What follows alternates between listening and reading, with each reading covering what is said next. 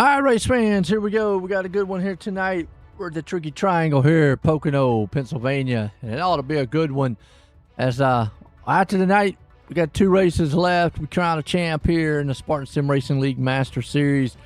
Qualifying came to a close, and a little bit of warm up here. And what makes this track, Wes, unique is it's 3 turns, and all 3 turns are different. Well, Joe, I've seen this debate pop up every single year NASCAR goes to Pocono. Is it really 3 turns or is it 5? Because yeah. 2 of these turns are modeled after turns 1 and 2 of 2 tracks. Meanwhile, turn 2 itself, the tunnel turn, that's just one corner in Indianapolis, and those are 4 distinct turns. Here's my take. You could at least say 4 turns because turn 3 looks like a big turn, I guess. Yeah. Turn 2 would probably be it's smaller. Turn 1, obviously, turn 1. I guess they go to the notion it's a triangle. I guess that's why. But I've heard that too. I mean, another thing, look, we don't get to talk much on this, which we've talked all season, but a lot of times coming with fixed setups here, it's really tough. But here, you're able in this series to do your own setup. Now, with that, you can't make a setup to make every turn great. So It's going to be interesting. Most of the time, you make turn 3 what you want, so you can get off of it and down the straight. I'm gonna go with that first. But it'll be interesting to see which route guys play here tonight. Well, when we were here with the truck series about, I'd say a month ago, I think is when we were here, me and Gage had this same conversation. Or no, it wasn't Gage. It was Gage was sick that day, or he couldn't make it, so we had someone else jump in. But we had this same conversation. What turn do you want to have your car set up for? And he brought up you want to have it set for that tunnel turn 2, just because it's the trickiest turn on the racetrack. Okay. And honestly, I kind of agree. Turn 3, it's a long sweeper. Yeah, you can kind of get away with not setting it up. But granted, that was also in the trucks. These cup cars, they're a good amount different, so you might want it set up in the turn 3, which I agree. Turn 3 is probably the big turn that you kind of want to focus on, getting that punch out of it down that long front stretch. Yeah, and the reason I bring up the turn 3 aspect is obviously you want that jump coming off of that turn to get down the front straightaway, which is a long pond straightaway. Especially coming off that, final lap, coming down there, getting the run. But it's also, like you said, it's a tricky style turn. I mean, even turn 2 is tricky. I mean, I don't know. Draft plays a factor here. I mean, obviously it's a big track. Draft will play some. I think clean air. That's one of the major things I'm gonna say with the Cup car that's probably hindered it since it came out. Is it's very aero dependent. It loves clean air. Yeah, aero dependency. Now, that's the interesting here. I know we've talked about, you've got your short tracks, you've got your super speedways, then we have the intermediate tracks, which we call the aero tracks for the most part. Then you have your weird, not weird per se, but then you have a road course. Then you have what we've called the aero tracks, which is like a weird combination. Not always going to be the intermediate tracks, but for the most part is. But then you also have stuff like Dover. That was very much an aero dependent track. Then we have our momentum tracks. Pocono's weird in the case, as in it is both a aero track and a momentum track. The air wash here around Pocono is so bad, especially going down into turn 2. That tunnel turn is where it's going to matter a lot. But then it's also momentum in the way if you get up into the wall, you've lost momentum down, depending on where you got into the wall, either down Long Pond or in between turns 1 and 2. And that's bleeding you. I mean, a second probably could lose anywhere from, depending on how far into the run we are, between 1 to 6 spots. Right. So, I don't know. It's going to be interesting to see. I think, passing, be kind of crucial here. Kind of interested, too. I'm going to pretty much go and say, yeah, they're going to shift here at this track. They used to in the older days, even with the four-speed and the H pattern. Going in that turn one, they would shift it down. I'm going to say even with 5 speeds here, they're definitely going to do it. Oh, definitely going to shift. I was crew chiefing for one of the O'Reilly Series leagues that I help with, and they were shifting there into turn one on Friday. So I definitely expect you're probably going to see them hit 4th gear, maybe every single corner here, I would expect. The only one you might not do it in is turn 2. Okay. We'll see right now. We got a little warm up here on the track. Some guys out here just testing the water, see what they're coming up with. After tonight, 2 races to go. The points, it's really going to be down, I'm going to say, to Clore, Cole Macheski, and there's 2 cars going to the wall hard. I don't know. That's going to be a race right there between those 2. After last week where Clore didn't show up and Cole Macheski, I believe he brought it home 3rd or 2nd, we thought he was actually going to jump ahead of Clore, but no, he's still behind him. Points gap only shrank by 1, I believe. So it went from 8 to 7 or 9 to 8, one of those 2. So Clore still has the points lead for the moment being. Cole Macheski trying to run him down. Okay. Well, this ought to be interesting when we, like you said, get down there, man, to the final mark. Yeah, I don't know. So I mean, obviously those 2 guys, they are going to focus pretty much on the best finishes they can. Now, we have seen Cole Macheski in the last 2 races. Unfortunately, I bounced back pretty good last week, but last 2 races, he's had a little bit of hiccups. He has. It's been those late into the race. I'd say within the last, I think it's been 30 laps or so. He's gotten into a couple of issues where he dropped back through the pack. But last week, he just went on an absolute stormer at Michigan, bringing it back up to the front of the field once he got his car fixed. Well, he finished 8th. I thought he finished higher than that. No, I mean, well, see, now he would have at one point. He was back in the 20-some, I believe it was. It was like 19, 20, and he was able to get it back up. So that's kind of why I would just kind of looking back here at the standings. Kind of why I guess Clore was able to hang on to that points lead. I know Clore was out there talking with us. I mean, it's going to be close no matter what. I mean, this is going to be interesting. I mean, right now, Clore sits with 847, 839 for Cole Macheski. Those 2 guys are right there, on top of each other. And this track, even though they call it Tricky Triangle, I don't know of, well, I'm going to say coming out of turn 2, but not turn 2, excuse me, turn 1. Yeah, we call it turn 2. Turn 1, coming out of it, he kind of sling that thing up there and get near the wall. I mean, already right there you see him warm up, and you see Clore second, Cole Macheski right there in third. It's just going to be a dogfight between those 2. I think it's whoever makes the worst mistake at this point between those 2. You know what? I absolutely agree. It is minimalizing your mistakes, and whoever is going to make the worst one within these final 3 is going to be how the championship is decided. Yeah. And yeah, sitting here turn 1, you can absolutely just throw it in there and then power drive it up to the wall on exit. But you also have that chance of powering it too much and you hit the wall, which is going to cost you both with time on the racetrack, losing your momentum, but also possibly damage. But tunnel turn right here, as you saw Gerlach and Latham go through, right there, Gerlach, he got into the wall off of 2. That turn is a lot tighter than you think.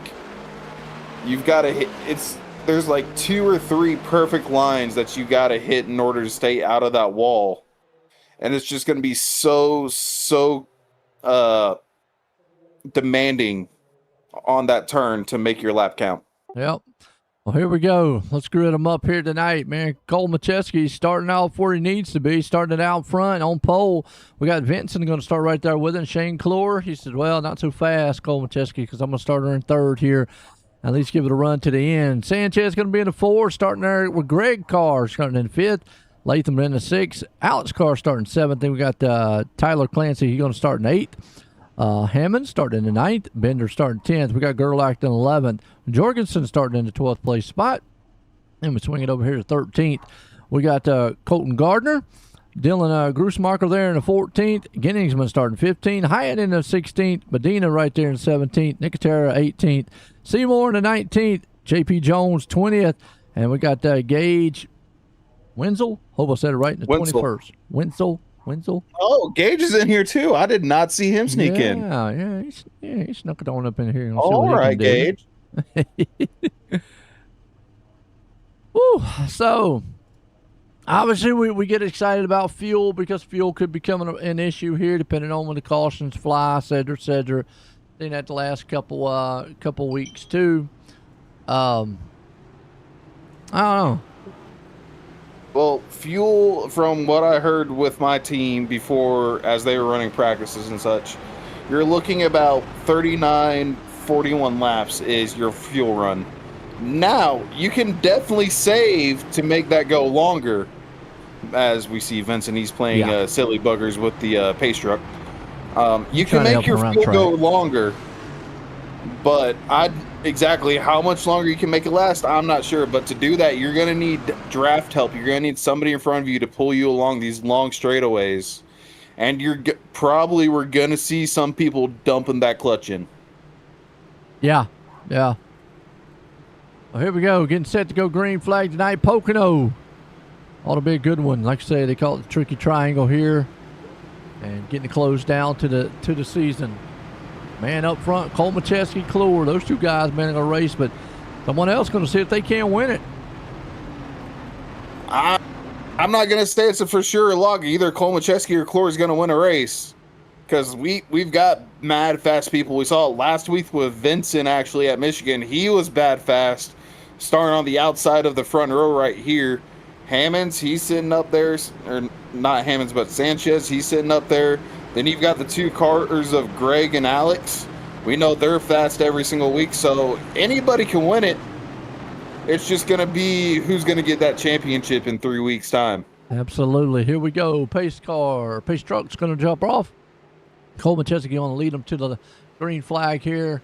Pocono time here. Pennsylvania area. Green flag. We're racing here tonight. And how far down are they going to peek out down this front stretch? Well, go almost 4 and 5 wide really down that thing, right? I've seen them go 8 wide. It's a heck of a stretch now. Obviously, they're not going to take that turn 1 that way, but hey, like you just said, man, those guys definitely can fan it out. And right there, you can already see what we was talking about earlier. Some of them cars, get kind of thrown up against the wall. And you really got to keep your head on a swivel on a restarts here, because like we said, that front straightaway, you can fit 8 cars side by side down that whole thing, but going into one, you probably only want to be about 3 wide. Absolutely, everybody kind of single file. It's one of one of these tracks. I don't think you'll see a lot of double file or racing, but I think what you see is pick and choose, and guys, man, will go right by each other. Everybody's kind of staying within line. Cole Macheski's out front. Vincent there with him. Clore. I think the game plan of Clore is just keep Cole Macheski right there in striking distance. If he does that, he pretty much can bring the championship home, I think. There's what I'm talking about, how that car got tight and just went in the wall. That's exactly right there. Bam. And that's going to hurt him a lot. No, that wasn't through 2. That was through 1. Yeah, that's exactly. And the reason I know when the fix setup, now I know this is not fixed. This is, these are open. And the fix, it is just prone to just like suck you into that wall for some reason. If you don't watch it, it'll instantly get nailed. Obviously these guys are having the same problem even with a fixed style setup.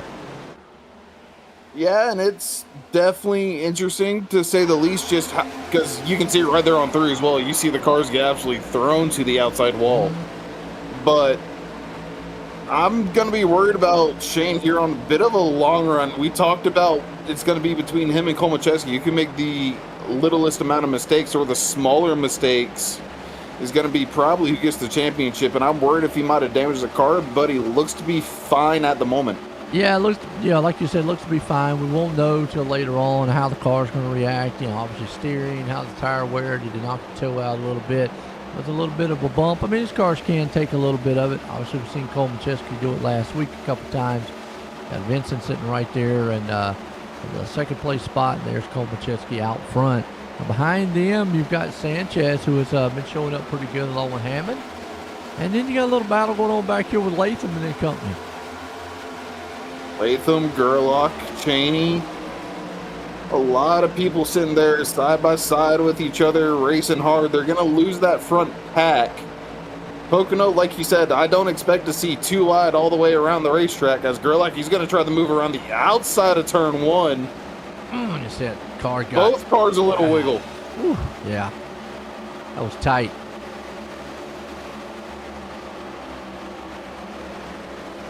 Tire wear. What was the rumblings about tire wear? Is any guys been worried about that here?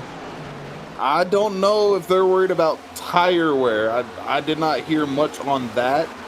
I don't know exactly where the fall-off point's going to be for this race with it.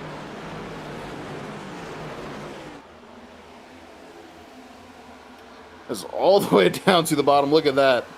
Can fit probably 4 cars long ways between Clore and Alex, and not Alex, but Greg car there down that front stretch.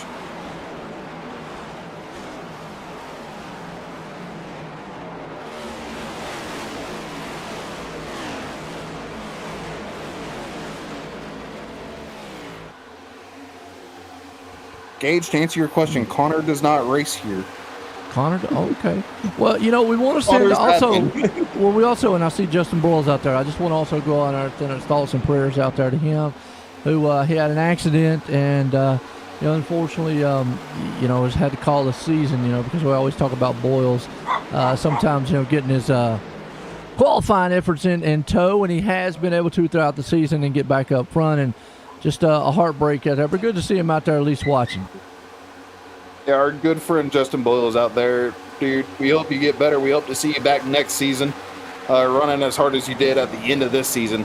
Just keep working on those qualifying. That was the only main issue. You had a fast car during the races. Absolutely. But we hope to see you come back when we restart for the 2027 season. Yeah, just hate to have. And the answer to our question, tires going to matter. But a hard pass if you burn them up. Yeah. Yeah, and you're right. I think you're going to see that. Obviously, as the older to get, it's going to be harder to pass. I just was curious because all the stuff we were talking about with, how these cars are going to handle and how we're seeing how pushy they're getting a little bit. If not, they're going to chew the tires up.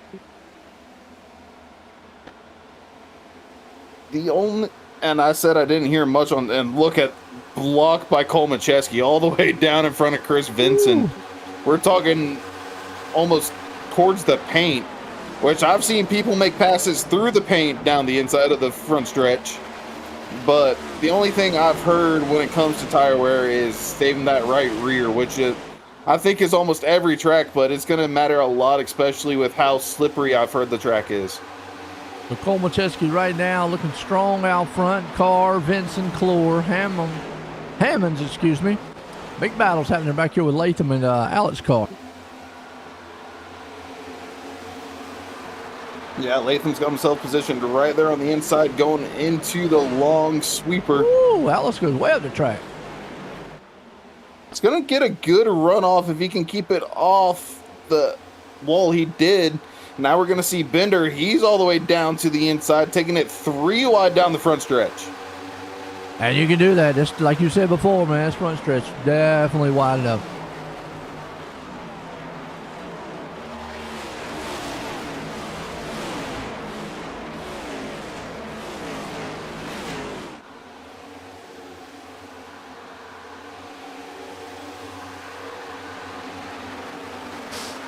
Right now, you got Alex Carr trying to hang on, but he's got Latham on his back door.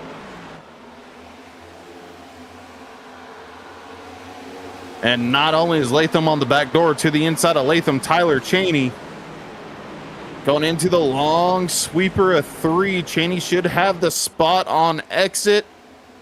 He's going to park it right in front of the 18. And just stay in line here, Tyler. Ooh.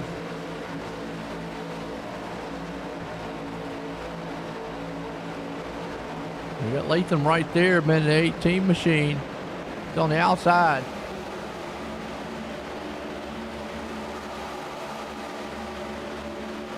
And Bender right behind him. There's old Genningsman. He's coming through the field. And I hate to say it, but it's not a surprise to me. Genningsman, we know he does this race in, race out.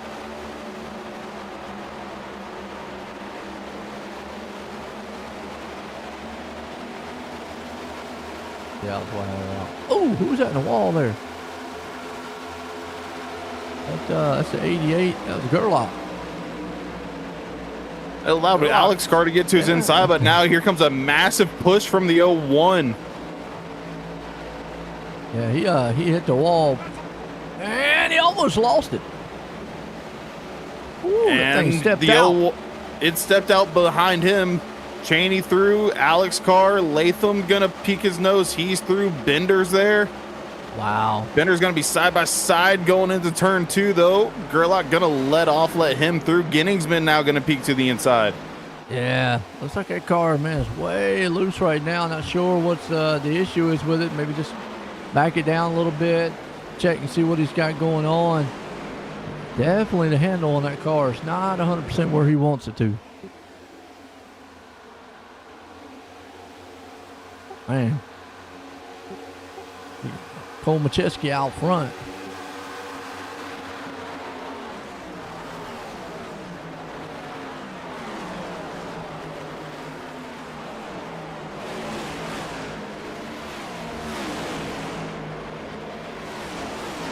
It's not that he's sitting comfortably out front. Now, the gaps here, if you've got a line like we do here, there's a massive line. There's basically a freight train 1st to 6th of cars almost right on top of each other. There's a little bit of a breakup with to Vincent in 3rd. So I think we've got a pass going on. Greg Carr got around Cole Macheski. Yeah, right now. Or no, they're side by side actually. Good.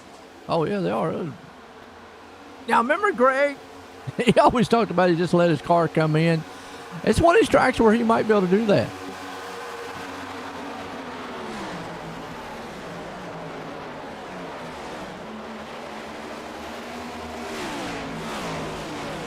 Comachester goes high up the track there. Car. I mean, you got to look. This track, we're here talking about, take it easy going around the track.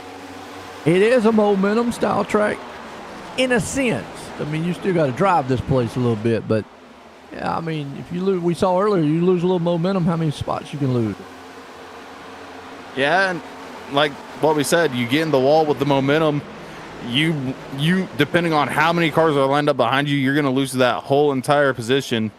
Gerlach, I think he went back. He lost 3. Cheney, Alex Carr, and then Latham. Genningsman got him through turn 2, so that was actually 4 in the span of 2 turns. Mm-hmm. So you got to be really careful with it. As we got side by side, I believe that Shane Clore and Alex Hammonds. Yeah, I remember Clore popped that wall earlier, so he's still trying to see what that car's like. He's still hanging on right there in the 4th. Hammonds all over the back door of him. Komacheski just trying to snake. Now, this is... maybe Boyle's out there since he's watching. This one here has kind of been a topic that I really feel because, one, I always say iRacing is the realest thing without spending millions of dollars to go real racing. It's the realest thing you can get. But the one thing that I will say that I've seen over the years that just don't work on iRacing, the snaking around breaking the draft. I've seen it done at Daytona. I've seen it done at Talladega. They switch lanes and all that. On a fixed setup, it don't work. Actually, I've seen guys actually lose more than they gain doing that. Now, I'm not sure about on open setups. Well, they go way high right there. Greg popping the wall there. Yeah, he followed him in on that one. But I've just seen that over the years, you know. What's up, Sophia? How you doing? What's going on in is that Hughes? Yeah, that's Dad. Oh, that's Dad. Oh, okay. Well, what's happening? First time out there, man, talking, I guess. There you go. Well, Carr, we don't see Carr really get very aggressive, you know. I mean, usually he's one to sit and say, well, I'm going to sit back and let the track and let everything come to me. Looks like he's been a little bit more aggressive here. Yeah, he's not exactly let Cole Macheski run away. He got around Vincent pretty easily, and he's sticking right in the tire tracks of the 69, probably a little bit too much, as we saw him pop the wall off of turn 1 not long ago. And there he goes, popping it again. So this is a little surprising.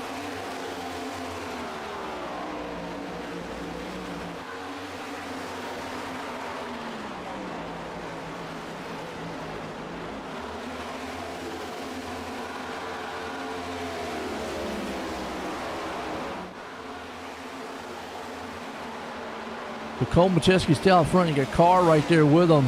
Vincent right behind him too with Clore. So the top fours pretty much stayed even right there with Hammonds. Sanchez.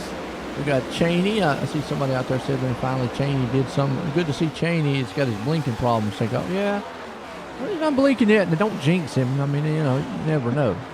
Oh, Monday nights have been fun because he's in and out almost every 2 seconds.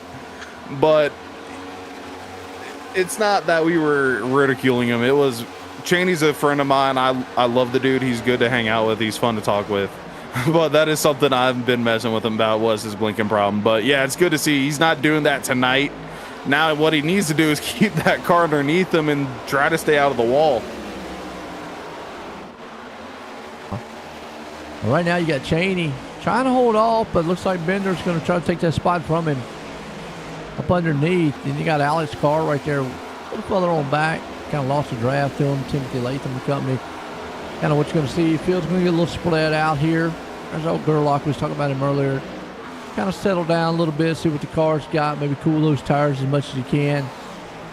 But he's got pressure behind him by Hyatt. Yeah, Hyatt absolutely pushing him down that front stretch. How much turning radius you got to do just to come off these turns? Well, today I've got 3 drivers in cars pulled up, so okay. I can definitely look for you. Well, you've got Shane Clore. He's back on it tonight. I'm riding along with Dylan Grutzmacher, as always. And then I've also got Tyler Cheney pulled up. Okay. Well, talk about Clore. He's in a battle right now here with Vincent. Vincent is sitting in the third. Clore would like to get it from him. Got, well, if he'd have got alongside of him going into 1 there, he might have had a preferred run on him. We'll see if maybe we can get him coming off the turn, or maybe going through turn 2 here.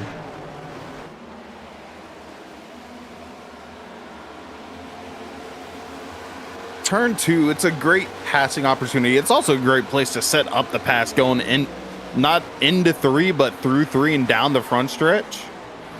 But it's really the second best place to pass. The first one, of course, being, I'm going to say, is going to be turn 1, right, just because that's where the 2 longest straightaways lead to, 1 and 2. I like John out there, man. It's funny. He said it sounds like a country song, and yeah, got a blinking problem. The Wi-Fi won't stop. My internet, man, is trying to kick my tail. Yeah, there you go. You're right. Disrupting my racing out here a little bit. So right now, Vincent holding him off there, man. Clore. Hammond, though, right there, 2 back in 5th. Sanchez, Bender. So the top 10 kind of spread out a little bit. And you go right there about 10th place. You got Genningsman actually got it. And you got Latham, Gerlach, and Hyatt. Oh, Jose, what's Jose in today? He's in one of our honorable cars. There you go.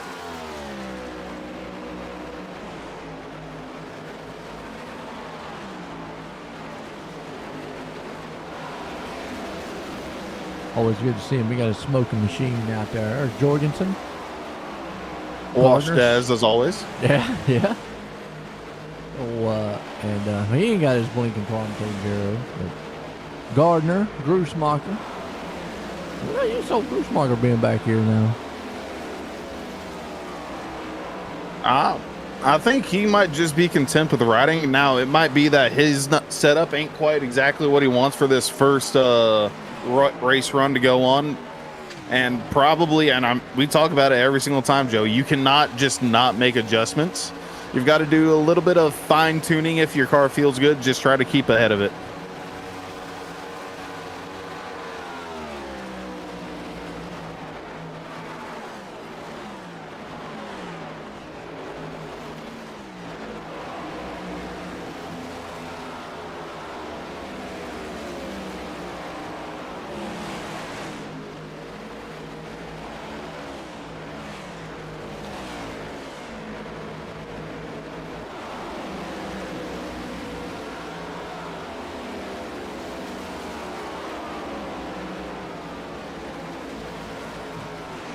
All right, well, we've got a Gerlach, like I said, back there. Gardner right behind him. Seymour sitting in the back here, too. Next chair, JP Jones. Still this man up front. I mean, Cole Macheski, he's going to try to win this thing, even though Clore's back there in fourth. Yeah, Clore's not this is exactly what Clore needs to do. He needs to keep him in sight. And if it's the other way around, if Clore's leaping Cole Macheski, he's got to keep him in sight. They've got to be finishing, I'd say, within 2 to 3 cars of each other to either way to have really a chance, because I mean, Clore, he's got a little bit more linear room, but if there's one that wins it, the other one's dead last, that could be championship over. Yeah, Car right now putting the pressure on him, man, trying to see if he can't get around him. Right there on the back door, he's been there a couple times. He's not been able to do anything, and it was a good shot of what areas you can. I mean, we know they're going to shift in this car. It's 5 gears. You're not going around this whole place in 5th gear. No, you're not. 1 and 2, or not 1 and 2, but 1 and 3, you're definitely not. You're going to be down into 4th. Turn 2 was the only place I thought they might try to keep it up in 5th, but car showing us you're not going to do that. Yeah, that just brings back that conversation I said a couple weeks ago. Why do we got 5 gears? Yeah, most of these tracks, I get it, road racing's one thing, but ovals, we see a lot of shifting in ovals now.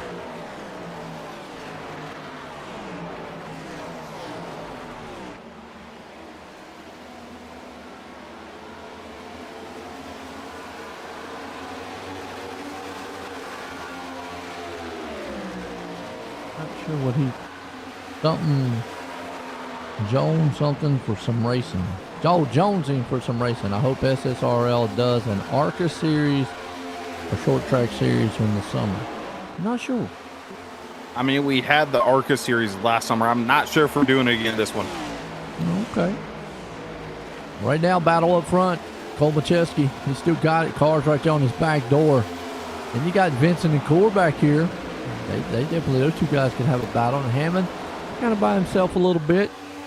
He's got to break away from Bender. Sanchez, Cheney, Alex Carr, and then old Ginningsman round out the top 10. Yeah, Ginningsman up 5 spots from the start. So him working through the field, like I said several times, not surprising. We've seen him do it all season long. Greg Carr, I think, is the one that's really surprised us, because you hit it on earlier. We talked about it. We expect him to just let everybody run off and then catch him later, but he's not doing that tonight. No, I mean, he's been able to stay there, but then again, now he's also a little ground to Cole Macheski. But, you know, he's told us in the past that he just sits around, let's try to come to him, let everybody else burn their stuff up. Although Cole Macheski normally doesn't burn a lot of stuff up, but is very fast. But we see it right here, kind of out of the ordinary for Greg Carr, and maybe he's burned a little bit up. He might have, and I think it might be dependent on what his strategy is. I know he said in the past, Alex is typically the one that has the strategy idea about with pit stops. Speaking of, we're probably going to expect them, I'd say, within about 15 or so laps is when to expect that round to start. But Alex, he says, or he credited being the one that typically helps with deciding when to go in for their pit stop, that whole team birdie. Well, I'm seeing out of Greg's car right now. That thing is acting like it's very tight coming out of the turns. He's hit that wall a couple times. Really pushing. He's going way up the track with it.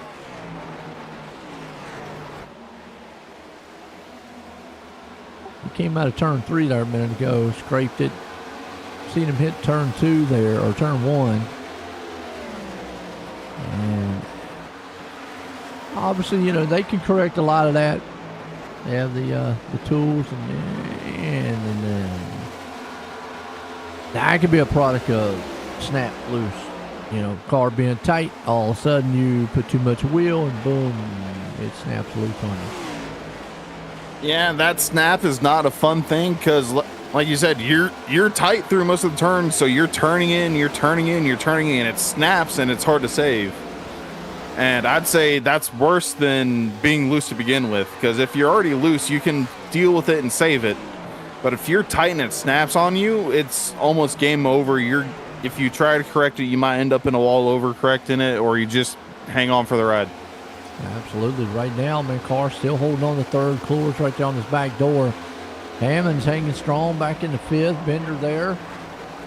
You know, and this is kind of how this race is. You know, it's going to get out here, going to get a little fanned out a little bit as the run goes on. And then you're pretty much just kind of chasing the track. What do you got to do to catch the guy in front of you? Get a little bit of draft. Have him make a mistake up there. You know, we've already seen a couple guys, you know, get up into the wall, and that might come back later on in the race. And I like what Blair said as well, him not being in the race. He's rained out at a concert. But he said the track is so much rhythm, it's harder to put a good run together. It's harder than, he said, Darlington, which the Lady of Black, not an easy track in the slightest. No. You know, and we talked about that on in the pre-show there, Mel Holloman, and you're right. And I'm gonna go back to what I said. There's 3 different turns here. There's 3 different ways to tackle them. And even though these are setups, even in real life, you cannot set a car up to be good in all 3. You've got to pick one, maybe get the next one close, and then the other one, hey, you're on your own with it. Yeah. Hold on to her. Yeah, I mean, you know, do the best you can. I mean, the crewman's going to be, you know, crew chief's going to be like, look, all right, I can get you one almost perfect, but the other one I can get you kind of close. That third one, though, you got to deal with. And then we talked about, you know, which one. I feel like turn 3 is where you probably, but like you said, some guys maybe talk about turn 2. I think the reason they don't do too much on turn 1 is you have to slow down so much going in that turn anyways, because you know, obviously you're carrying so much speed coming down the front straightaway. But turn 1 is also the one with the most amount of banking to kind of help you with the turn. Mm-hmm. And you can, and I mean, we've seen it. We've had guys run the outside both through 3 and 1. But turn 1 being more banked than the others helps with the turn, and you don't got to worry about the setup.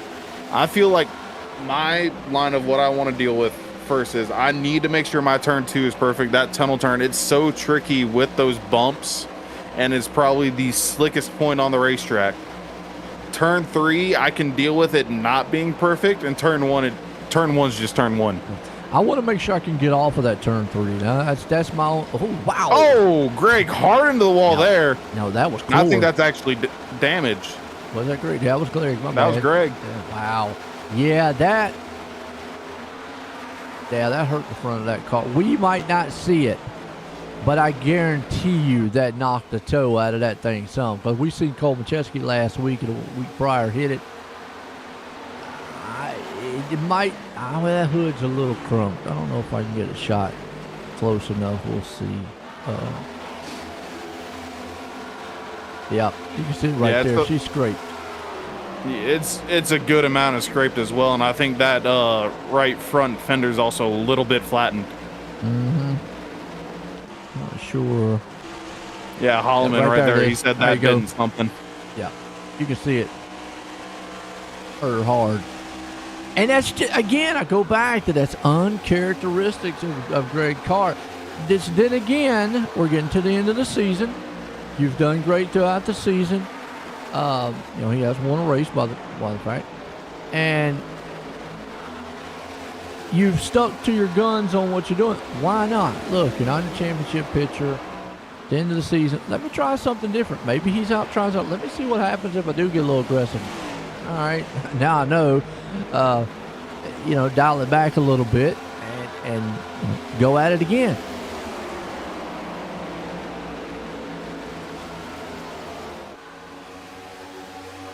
It had been something's feelings, Holloman. I know that. Oh. And he crunched his cornflakes on the car. So, but yeah, I mean, Cars definitely had some really good cars, throughout the season. And, nothing wrong with trying something different, trying to be a little more aggressive, seeing what you can get out of it. Now he knows, okay, maybe I overstepped the boundaries of, what I'm comfortable with, what in the car. Comfortable with? Yeah, the car's comfortable with.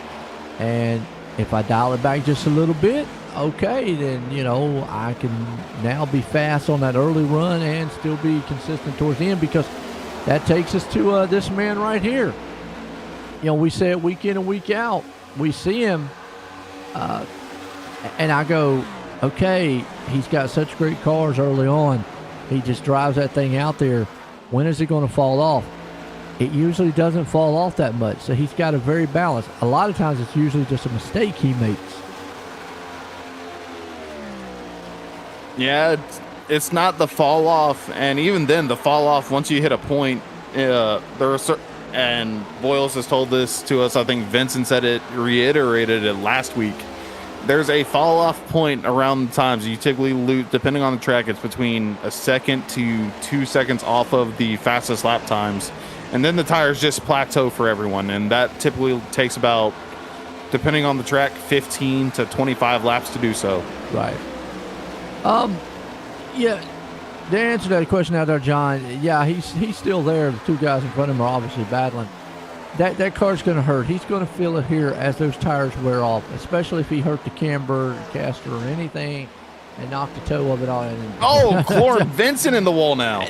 Now, this is what Cole Macheski wants to see. Y'all guys keep just beating that wall down back there. Hey, man, didn't we just talk about this on the pre-show? I mean, we were talking about the wall could come a factor here tonight in these races.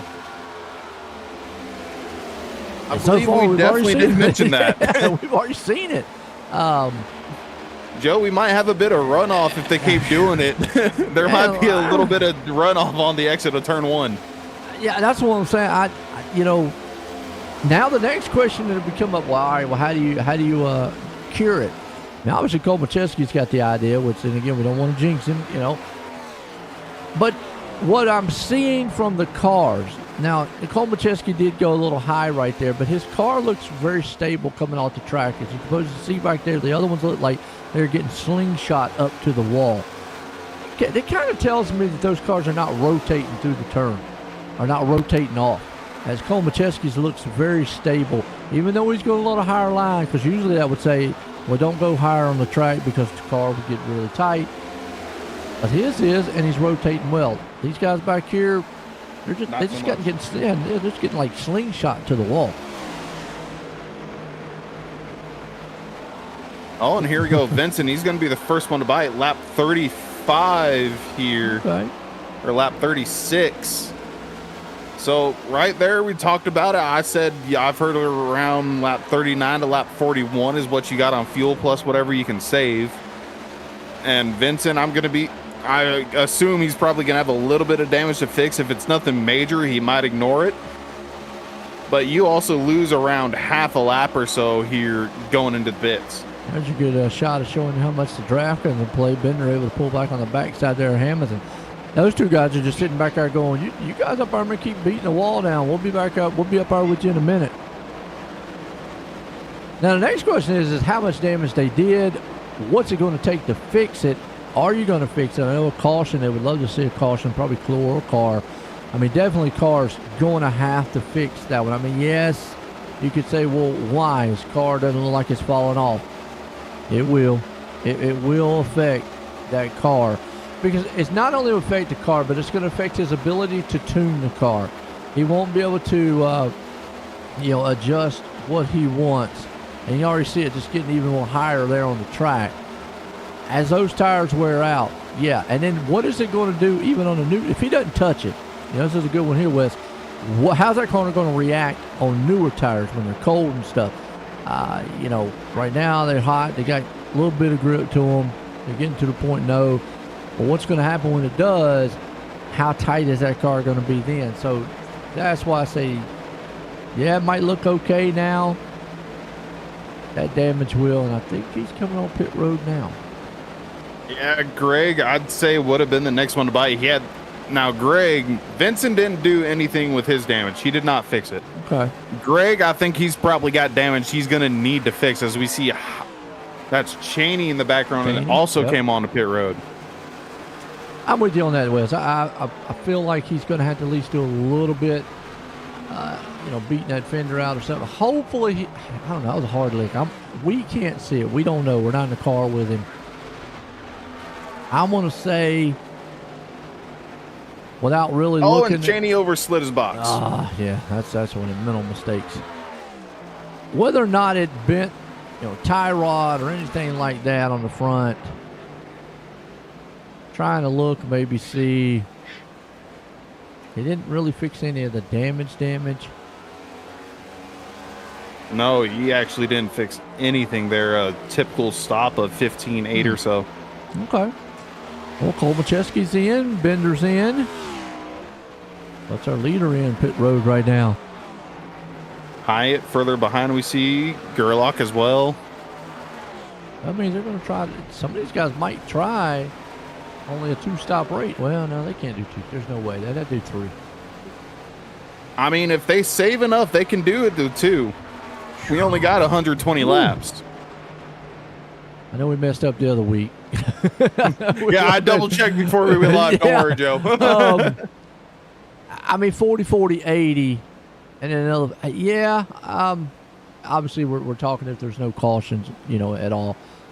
And Bender's going to win that battle off pit road between him and Kolmachevsky. Floor's on pit road now. Greg definitely has that. Oh, yeah.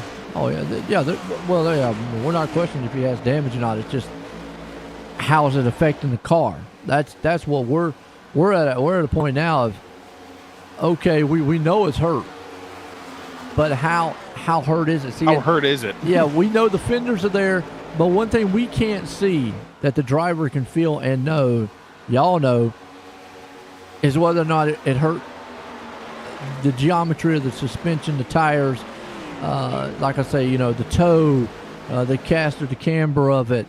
Did it throw that off? Did it, those things that unless it just was obvious. I mean, the wheels kind of jacked up or something. Yeah, we could see it, but a little bit off. I mean, we're talking an inch, 2, maybe. Where you just physically, it'd be hard to see without just lining it up. That much can throw these cars off. Huge. People might not think that, but yeah. It still can. Oh, yeah. In racing, it doesn't take much. I mean, because think about it. We had this conversation, I think it was several weeks ago. Tire pressures. It's amazing because you see tire pressures. Kolmachevsky, I don't know what he's doing. He's wiggling his car out there. Tire pressures. You hear it all the time in real life. I need a pound on one side. I need a half pound. And you're thinking to yourself, what's a half pound going to do? A lot. A lot. Yeah. On a race, it's unbelievable. I drag raced in real life many years back in the 90s, and it's unbelievable when we talked about, I need to drop a pound, I need to do this and that. And we got a car around in the back. Seymour. No caution because he's on pit road, but he crashed. What happened to him? He was just into pit lane as well. Cold tires, trying to push it through the tunnel turn. Now you see now you physically could see that hurt the back end toe on that car. You saw it jacked up on that one. So that's what I was kind of talking about, whether or not you could see, physically see the damage on his car or not. I mean, the only way we could is we could really see a shot down the front stretch. I mean, from here it looks okay, but you never know.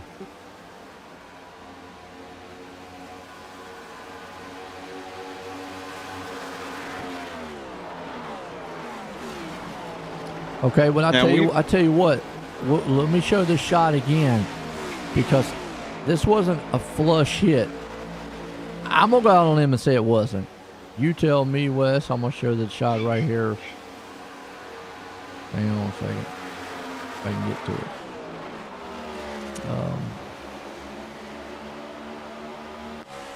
Right there. That looks more like a side, not a flush side impact to it. That he hit that thing kind of at an angle, because it crumps on kind of the front of it up. He hit it hard. He did hit it hard. Oh, 100% he hit it hard. And you can see the split. Now we can see the front splitters. The front splitter is messed up on that car. So now that will affect the handling. We know for a fact that will. I mean, Wes, we've talked about this several times, what that does. Downforce. So we physically could see that front splitter right there. And again, see, now there could be, again, a characteristics of another car beside of you. How well is the handling? That front splitter is another thing that we're talking about. Can it keep that car planted, the nose planted for him? Because you can definitely see that front splitter. Well, that's not good. Nope. That's wow. Caution out for that one. Yeah. And that Hammonds and Greg, two that I say we typically don't see in that type of collision. Let's go back, because Hammonds just passed him, and I said, he went around him, and then he just lost it. And then Greg, unfortunately, if he didn't have a problem with the car, he's probably got one now. Luckily, nobody hit him.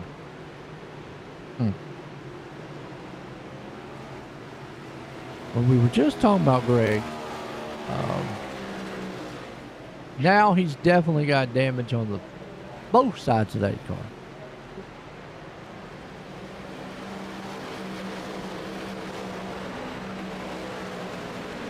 Ouch. He definitely hurt now. Yeah. Yeah, you can see it right there from both front noses. Again, get away with body damage, sure. As long as it didn't hurt the suspension, that's what our main thing is. But, well, we'll say this: Vincent pitting, first caution. So what do? Do you come back on pit road again? I think we might see some guys. I don't know if they'll take tires, but we might see a couple of them come in and top off on fuel. Okay. I would, because if we were that close with 40, 40, and 40, obviously, and some of these guys came in at 38. Some of them came in at 35, 39. Why not? Here would actually put them now definitely into that window if they could even go 38 laps. And never mind, here comes everybody, most everybody on pit road. Yeah, I mean, there's no question now you make one more pit stop. Yeah, everybody's good for one stop now. And they have 4 sets of tires on pit road, I believe, so they can go ahead and take 4 here. But I would not be surprised if there are a couple people that gamble to go in 2 tires only or just gas. Now, this is a track where I would say maybe 2 tires would probably work. If that car's becoming very tight, obviously the first thing you're going to do is throw 2 tires. And right there, 01 Tyler Cheney, I think he took only gas. Yeah, a lot of them up front took gas. There's a couple in the back. Alice Carr, Bender took 4 tires. Gerlach, Hyatt. Some of the guys more in the back here with Hammonds and company. They came out in the back. They took the 4. I mean, the first one out would have been Bender. Most of the top, Cole Macheski, Vincent, Clore, Cheney, Sanchez, Medina, they all just took fuel, which, nothing wrong with that. But and again, we had 4 guys that stayed out. Or no, not 4, 3. They did. They pitted right on lap 40. And then so it's only been 4 laps. Yeah, so can it be track position is very crucial here? I don't know. It very well could be. In the restarts, I'd say definitely is the most crucial. But there's also, you want to make sure if you're in those front 2 rows, you want to pick somebody behind you know is going to stick behind and give you a good push. Yep. And you can see right there, our car is definitely, using up all the time he's got under caution to get as much damage that car, fixed that he can. But yeah, puts the Ginningsman out front. Latham there with it, Jorgensen. They are the top 3 that pitted at lap 40. Then you got Vincent that just came in with topped off. So realistically, the top 9 all are on the same set of tires because the other ones just came in and topped off fuel. It's Bender back here that would be the first one, back in 10th, be the first one on newer tires. We'll see how well that kind of plays. But like you said, we're only talking, 5 laps, 6 laps or so. Yeah, I don't think the tire differential is going to matter much here in the slightest bit. 4 laps, I mean, yeah, it's a gap. We saw with the IRL race, I think 10 laps mattered. That's a difference that will matter. But 4 laps where one of them was already a caution, one of them was a caution lap, I don't think that's going to matter much in the span of time. No, and I'm with you. We haven't really talked much about it, but dirty air or 2 here at this track definitely is a theme because it is a big track. They have long enough straightaways here that the draft does play a huge factor. They do have you can see the wing on the back. It's a little bit bigger. It's not as big as obviously the Talladega or Daytona wing, but it is a bigger style wing. So they got a little more downforce in these cars. So what to see. I will say Ginningsman probably can hold them off for a while. I think if those 3, if they get through 1 and 2 pretty good, and they put each other nose to tail, they can keep it between the 3 of them and hold off everybody for a while. Yeah, absolutely. Well, here we go. Lights off on the pace truck. Getting set to go back. Green flag here. Pocono tonight. And down here to the tricky triangle with Spartan Sim Racing League Master Series. Been an exceptional one here, and that man Ginningsman, who his qualifying efforts have gotten a lot better here recently, and we've said, hey, look, he's kind of consistent, but let's see what he can do. His pace car's in. They might fan off here going into turn 1. Let's see. Ginningsman gets back on that loud pedal, and everybody so far looks good. Pretty nice and orderly. Maybe a peek out. No. Hammond's thought about it for a second, and there he goes. Yeah. It's Vincent, too, on the outside there, Jorgensen. Here comes Clore. And we questioned Clore earlier. Whew, Vincent got real loose on that outside lane. Olmacheski, let's see how good his car is in traffic. We always talk about that. Hey, look, get a car out front. It's dominant. Well, how well is your setup now in traffic? This is where he's got to be careful. Okay, this is a good test. Now I'll know if I get later on in the race, getting barred in traffic, can I come back to the front with it? I know it's fast out front. Yeah, out front clean air versus in the pack and traffic, it makes a whole lot of difference. Your nose might be feeling perfectly fine, but then it gets tight, then it gets loose, you don't know. As we got the fan going down the long pond. Oh, that's awesome, man, right there. It's old Vincent, man, looking everywhere he can. Ginningsman trying to block out. And we just talked about that clean air. Look how important it is there. Ginningsman walking away on a newer set of tires. Olmacheski not making the ground at what we would think, but hey, here again, he might be able to push up. He's there with Clore. Got Vincent along with it. We talk about Bender with the new tires. This kind of answered our question on, is new tires definitely going to be dominant? Not when they're only about 5 laps in. We can already see it. Maybe if there was a 15, 20 lap difference, sure.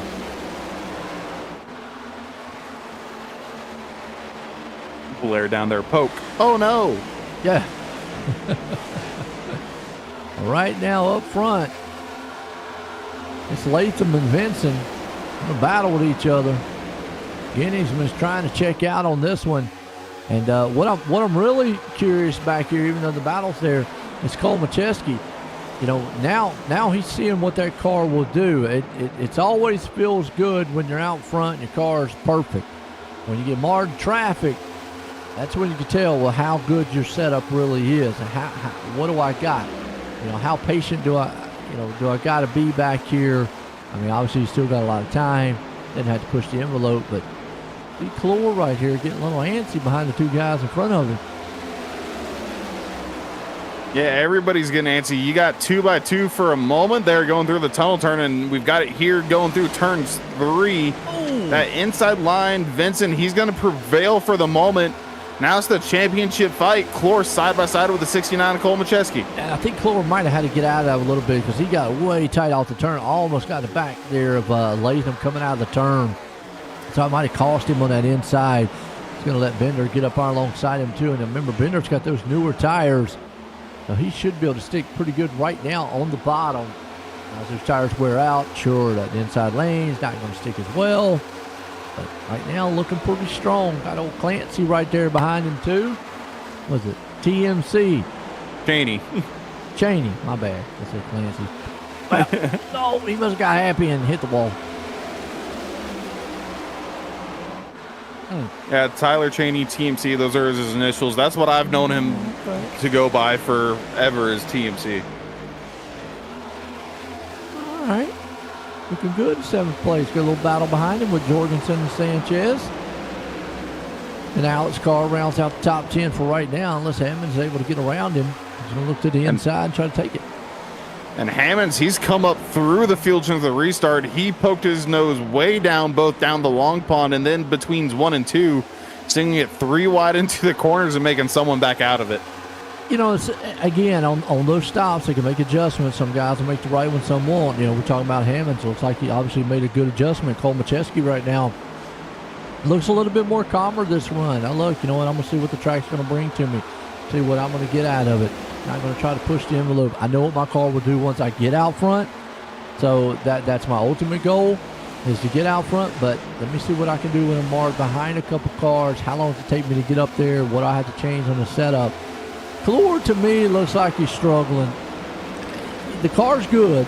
I mean, he's fast, but it looks like it's just uneasy for some reason. I guess that's the word I can use. Just not perfectly settled. Yeah, there you go. It just, it don't look like, I mean, Cole Macheski's looks very stable. I mean, right there on Vincent. His look's stable. Looks like he put it anywhere he wants. Doesn't really look out of shape or anything. Clore looks like he's fighting that car just a little bit. Keep it down low, keep it in the middle of the track, whatnot. Obviously, clean air is going to make you look like $1 million. We're already seeing that. Look at Genningsman. Not to take anything away from Genningsman or his skill in the car or anything, but we see that clean air right now is very, very crucial.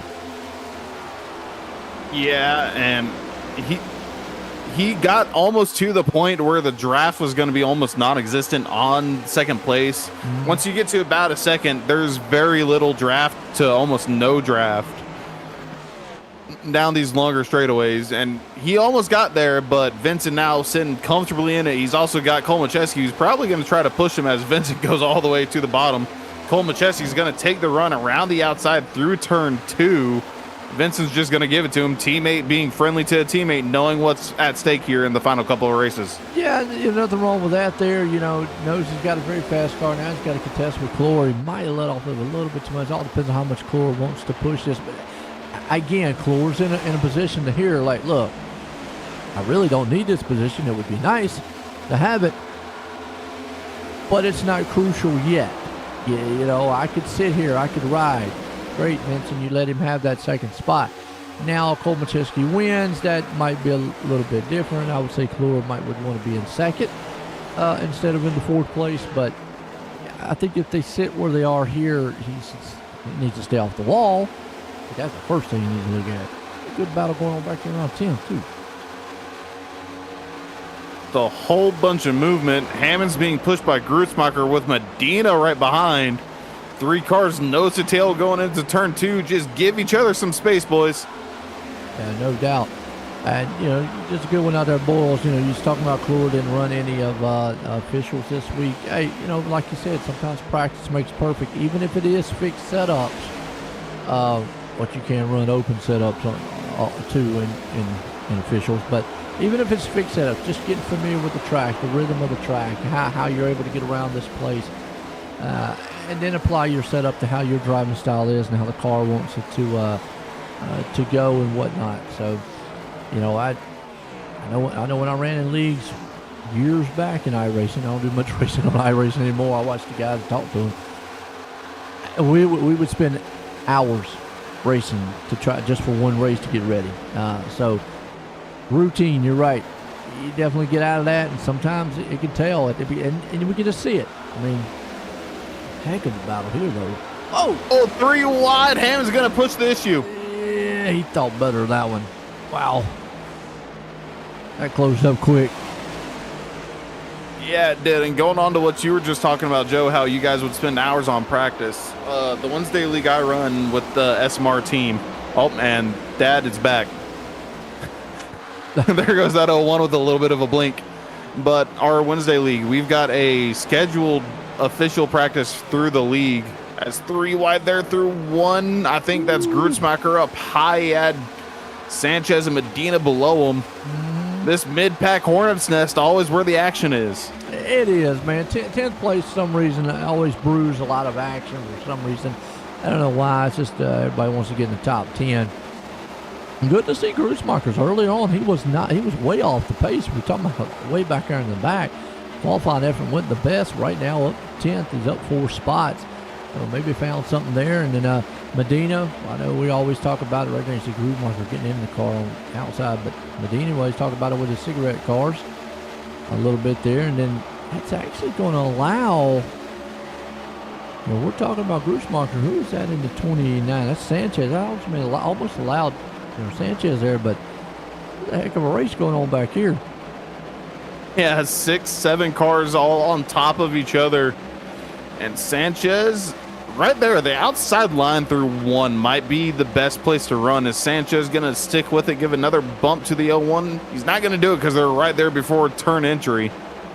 Not the best place to do it, as it's going to allow Medina possibly slip up the inside. Nope. We're going to single file, except Gerlach right there with Jorgensen and a huge hit from Hyatt. Yeah, I saw that little bump traffic going on in there, but yeah, I think that nose got flattened. Yeah, and Sanchez overdrove the turn. Wow, lost a lot of momentum out of the turn that time. This is around 11, 12, 13th place spot. Well, Genningsman still leading this one. Now, Cole Macheski's running him down, but and Clore's able to get around Vincent. Vincent, unfortunately, falling back to 4th. Bender able to get around. Now, this is where Bender and those new tires might start to shine a little bit as the run goes on. Long green flag run. Yeah, been green about 11, 12 laps now. So we might see a little bit. Again, depending on who he's fighting, you've got Cole Macheski. He was in on lap 38, I believe. So he's looking about 6 laps newer tires there, because Cole Macheski went gas only on the caution flag, which I expected not as many people to do, to be honest with you. Absolutely. Bender right now there with him. Vincent falling back to 5th, or he's still there in 5th. And then you got Clore hanging on in the 3rd, getting some out front lead. Then Cole Macheski's there. Grutzmacher into the wall. Caution out. Let's go back and watch, see what happened. By himself. He's lost. Car tracked up, probably a snap of oversteer on it. Actually kept her out of the wall, so no damage to the car. Hey, lucky on his end right there. He didn't go all the way to the wall and hit anything, but it's okay. If he did do any changes on that last caution run, that maybe obviously might have freed the car up, might have freed it up a little bit too much. Now he knows, okay, let me, once it gets going and tires gets a little warm, let me tighten her up a little bit. But now what do you do with these guys up here pit-wise? You're nowhere near your pit stop strategy. Nowhere near. I might expect those that stayed out of Genningsman, Latham, and who else was it? Jorgensen. I expect them. They might come in again for a pit stop because they stayed out last time. but I'd be very shocked to see the whole field dive in. All right, let's see what we got. And if they do, I don't even know if you see any of the guys who came in and just topped off come in and get tires, but been fooled before. I mean, if you're back there, obviously in 15, 14 place spot, sure, it's a no-brainer. Come in, you know. Yeah. Top 5, I don't know.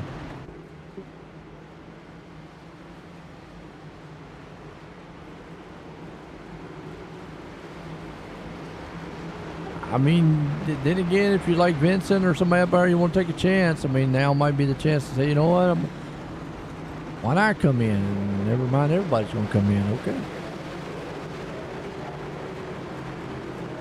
Well, scratch what we were talking about. Yep, scratch the whole guess. Everybody said, you know what, we're coming into pit. Yes, they did. Everybody did.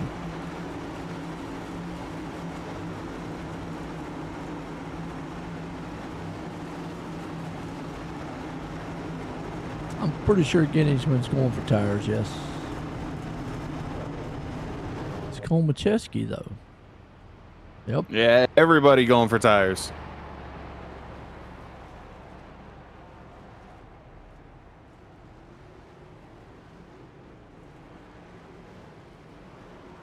Well, it's going to be a shuffle off pit road. Man, Komacheski again. Losing some spots. Yeah, needs to probably smack his crew guys. I mean, because there's top ones up there. Now, I mean, Hammonds did take 2. He took 2. Hammonds took 2. Yes, he did.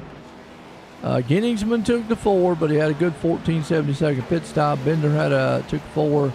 He had a 14.83. Komacheski had a 15.05 to floors, 15.33. So, yeah, not bad.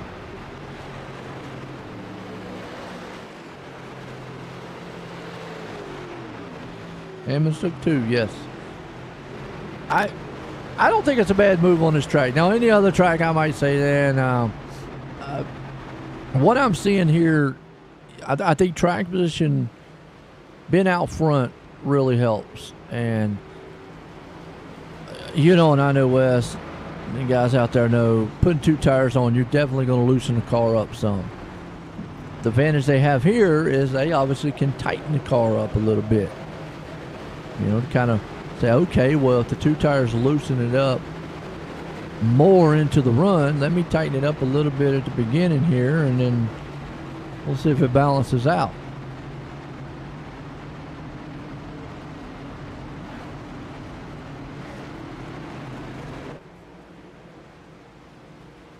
Yeah, we've seen some fuel mileage races the last couple races.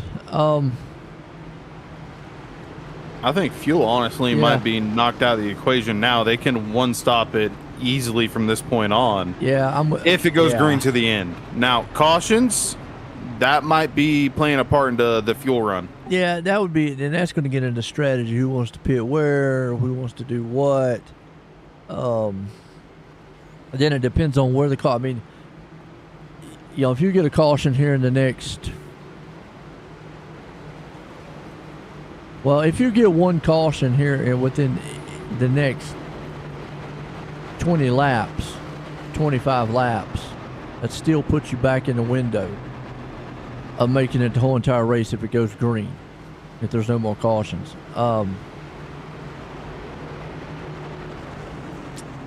And then you said 4 sets of tires. They've already used 2. You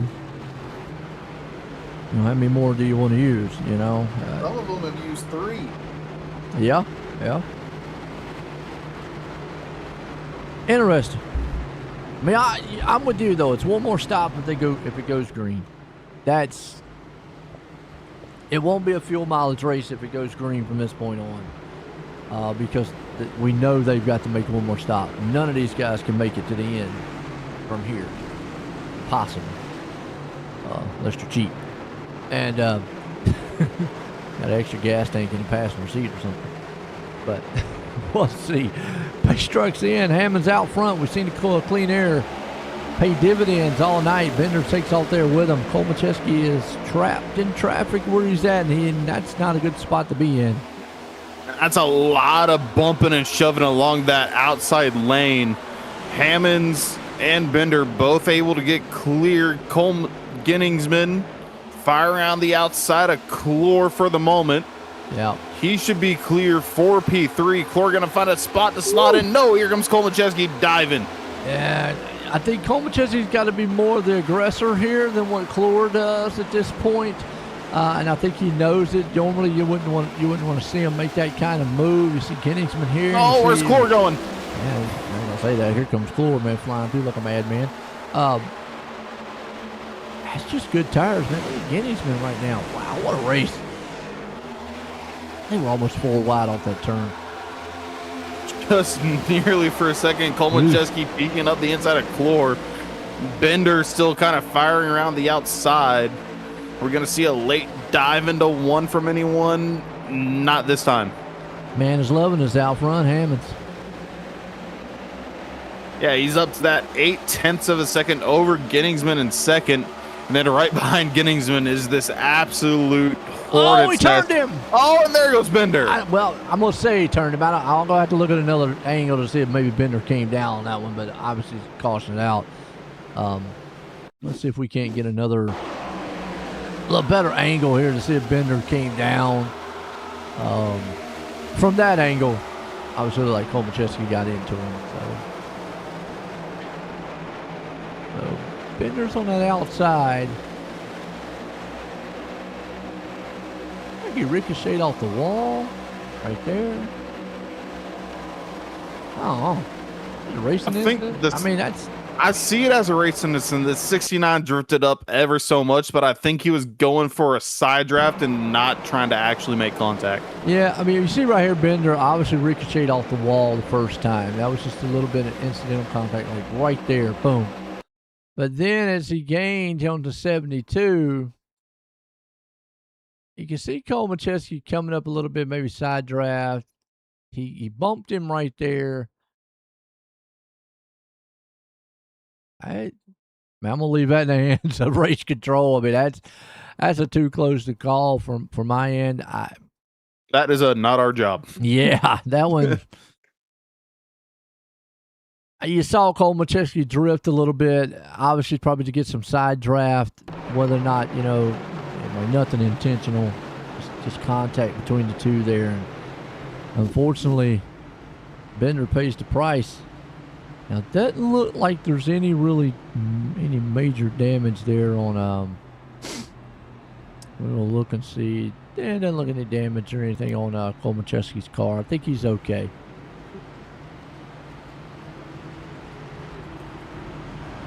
Chase implications. Yeah, Cole Macheski, I will say this, can't afford to be behind Clore, whether it's one position or not.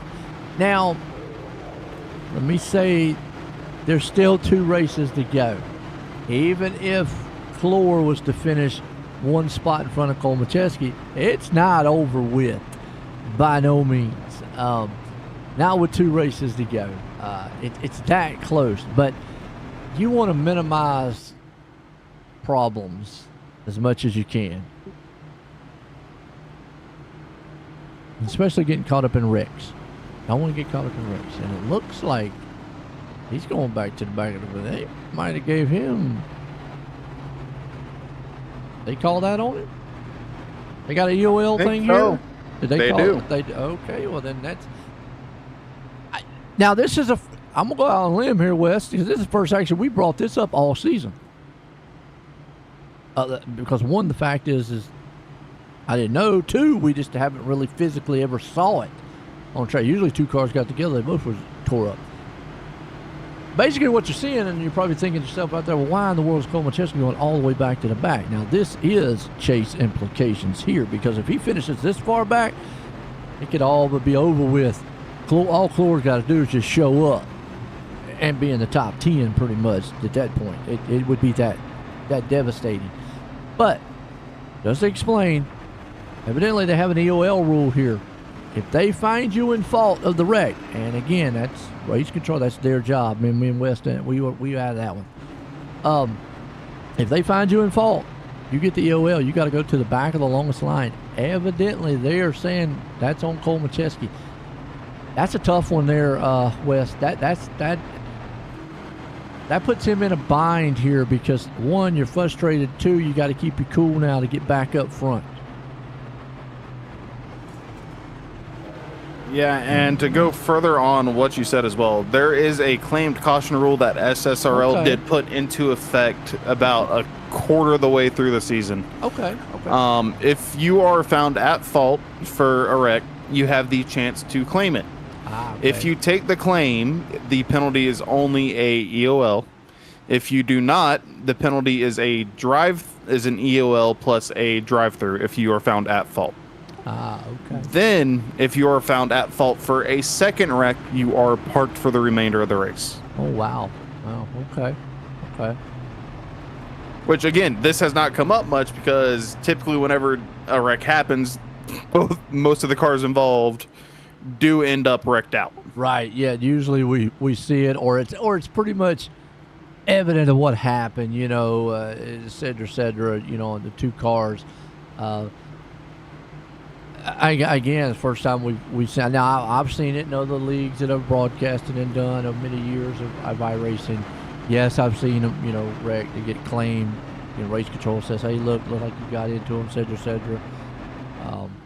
Even though we might say up here in the booth, man, it looks like so and so got up into it. No matter what we say, it's just our point of view. We see it. Comes down to those guys, but we haven't seen a car actually just fall back like that to know definite they got the EOL. Unfortunate. Now Floyd's just going to keep doing what he's doing. Cole Macheski at this point knows he's got a fast machine.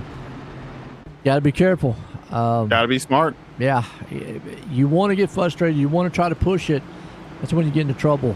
And now last week was a perfect example. He was back. He was marred back. He was in trouble last week. Was able to get smart, drive back to the front. So we know he can do it.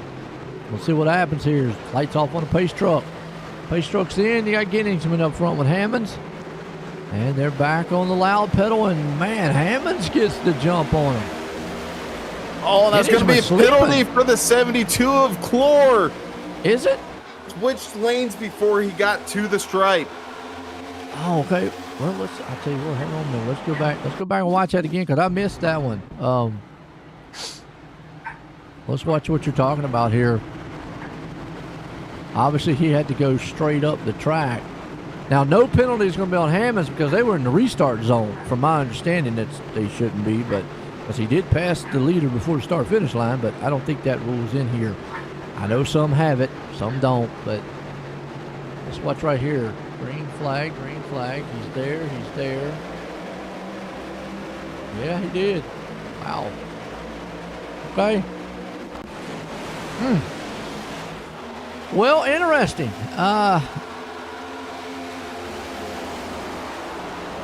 Now, the next question I'm going to ask you here, Wes, is it if you change lanes and advance your position before the start-finish line, or is it just change lanes?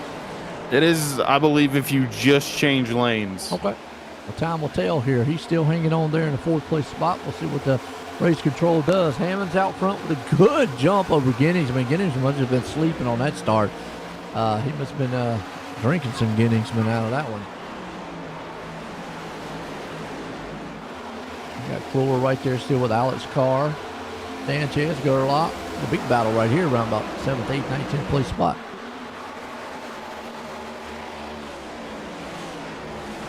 So, yeah, I'm going back through the rules right now, specifically on restarts. Okay.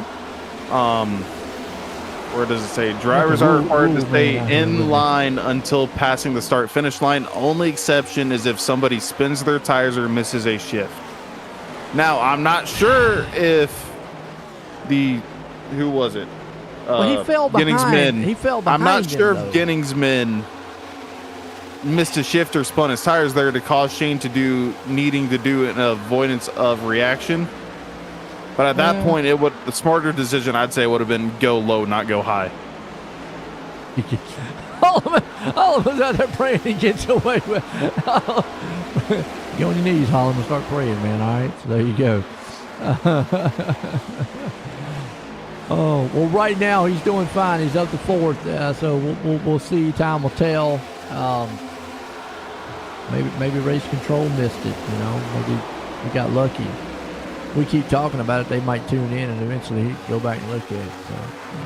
The race control might have heard me yell from across the house. So there you go.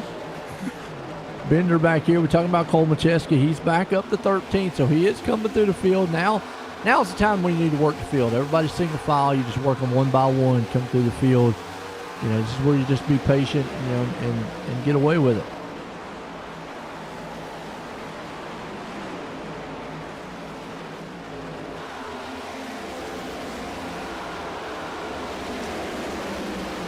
He's still hanging on to fourth place right now. Hammond's still out front. We've seen how crucial being out front has been all night. Yep, and there he goes. There he goes in the pit. Wow. Okay, so did not get away with it. Took him a little bit longer to. So what is the penalty for that? It's not a. It is a drive-through. So it is okay. Yep, he might have been trying to argue it, but then lost the protest with it. Yeah, true. Yeah. Typically, I'd be able to hear that, but I'm going to tell you this, Joe. My iRacing's messed up. I don't have sounds from it. And if I try to fix it, it crashes for me. Okay. Well, what I can say from our point of view and y'all's point of view out there, folks, it is making definitely the championship run very interesting between the two. Cole Macheski the last 2 weeks has tried to just give it up. He's tried to give it up tonight. Clore says, you know what?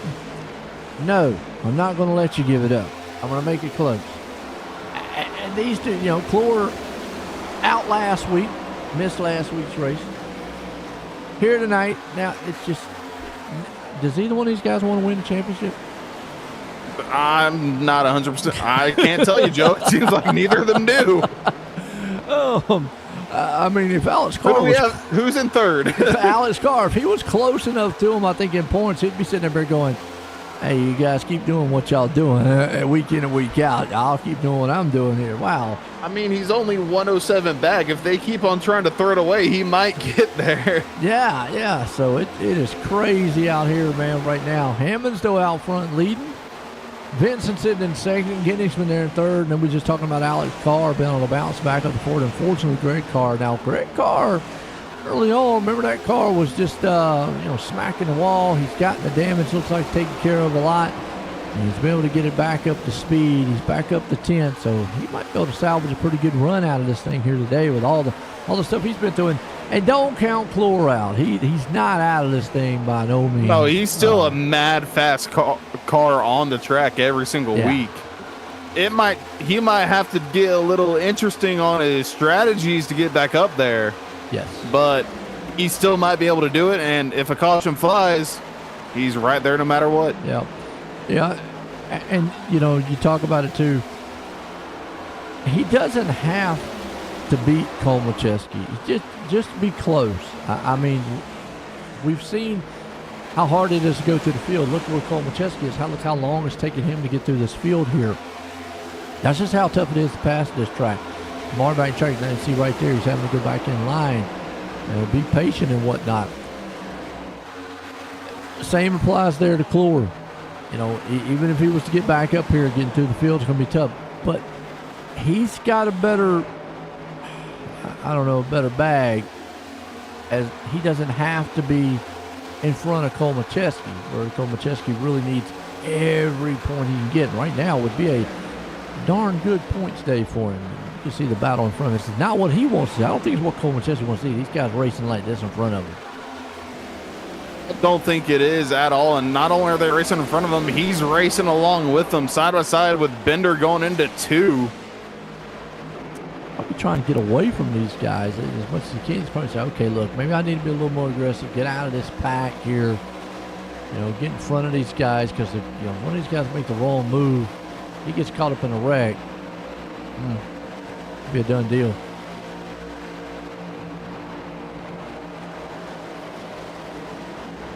What a race. What a championship battle it's going to be. And that's what I'm talking about. Right there is not what Komacheski probably, he's going to back out of that. That's smart move right there. Not a good decision in the slightest to do that. Yeah. I'm going to say a good decision on Komacheski. But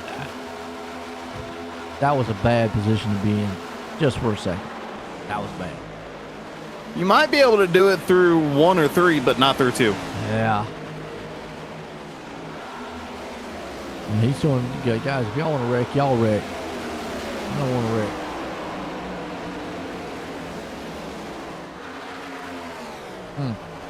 It's a heck of racing. Again, it's a 10th place spot. Yeah, out front, Hammonds, he's got Vincent all over his rear bumper. It's just those two. Then they've got themselves a little gap to Genningsman in 3rd. Yeah, and then there's a huge gap all the way back to Alex Carr and Gerlach about fighting 4th and 5th. And we were just watching this battle here with Grusmacher. It's pretty much from 6th on back to 10th. They are all, and Grusmacher in a wall again hard. Wow, a ton of cars going to get it. Oh, ouch. We've seen that all night long.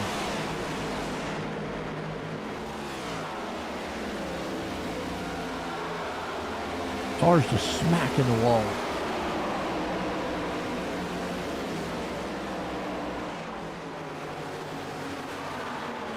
You got Clore. He's out here. He's just hanging on, just riding. JP Jones right there on that back tail end. But it's a madhouse right here. Grusmacher had the run off of 1 on Tyler Cheney. 2 by 2 into turn 2. Tunnel turn. Komacheski slides that thing on the inside of him, see if he can't take the spot away. And he's right there with Jorgensen. Jorgensen's not going to make it easy for him. And that's another thing, I like. Look, I don't want to see anybody wrecking the championship guys, but I want to see them racing them hard. I've seen some guys before just kind of like, don't lay over for them. Yeah, lay over. I want to see them race them, man. Look, you're trying to win a race. You're trying to get show that you're a dominant car. Make it hard for that guy out there. See right in front of him, Owen Jorgensen goes way up the track. Komacheski behind, tight as well. He's into the wall for the first time, I think, tonight. Yeah. Cheney's right there, too. He kind of simmered down a little bit with that pack right in front of him. That's with Latham, Sanchez, Greg Carr. Good to see Greg Carr bounce back. He's got a fast car out here. And if he's gotten that damage taken care of and there's no really bad suspension problem, he might have enough time to get back up front here. I think if anybody definitely has enough time to do it, Greg probably would be. And we're about halfway through what I predict is the fuel run, or not the fuel run, but the run. Now, we've gone nearly 20 laps since we were on pit road to lap 60. So everybody's going to be looking to pit. Now, are they going to run it out to the end, or are they going to split it 50-50? Are we expecting them in 10 or 20 laps? Just didn't hit anything out like that. Yeah, true. I'm with you. They pitted it around lap 60. We know they can go at least 38 laps.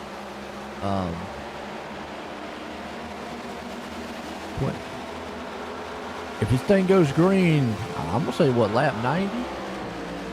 Maybe 95? 95? Maybe we might see somewhere around 90, 95.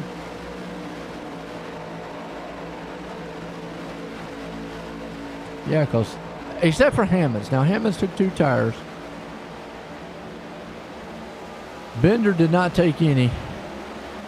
He might have to come in early. Well, he did fill up. Bender actually filled up after they came in. I'm gonna stick with 95. I'm gonna stick with the 95 and see what that's 35 laps right there. We'll see. That's about, I'm gonna say anywhere between the next 10, 15. I mean, obviously we know from this point they could go the whole entire distance. Anyone could. It'd be close. Still could do it. Sanchez on pit road though. I haven't seen the tires fall off, so that's another thing. You know, we haven't really seen a huge fall off of the tires. Not that I think being out front has been the big one. Been able to get out that front there. Nicole Macheski coming around the car back there, Hyatt.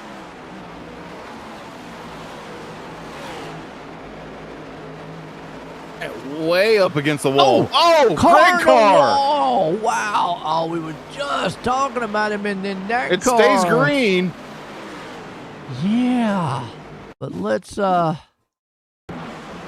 back and watch maybe what happened to him here. Man, he was coming through the field great. I got a feeling this snapped out from under him. He got to be trying something new this race. It's unlike Greg Carr. It's been a little more like, yeah, it just snapped. And then, well, he wasn't done before. He done now. Or close to it. Very close to it. Yeah. Ouch. It's going to be a long repair time if it's even able to be repaired. Yeah. Absolutely.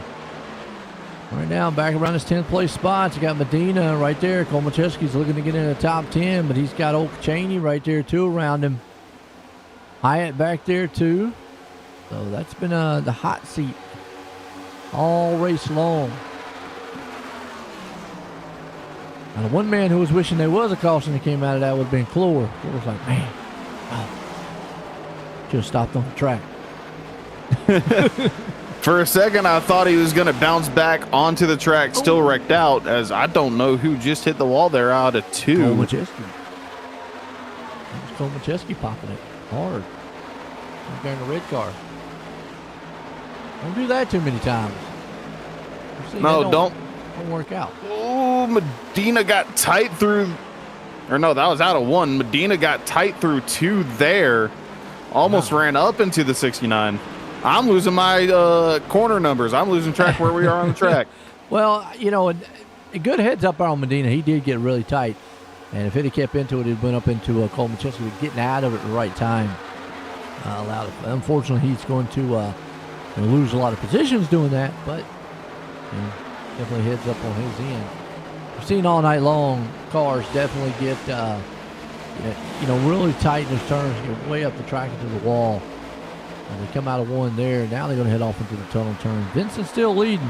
Hammond's out front. Ginning's been there in 3rd. Carr in 4th. Gerlach 5th. Bender. I'm saying if we stay green, we're looking at about another 10 laps or so before anybody comes on pit road. And as long as you don't keep knocking the wall down like that.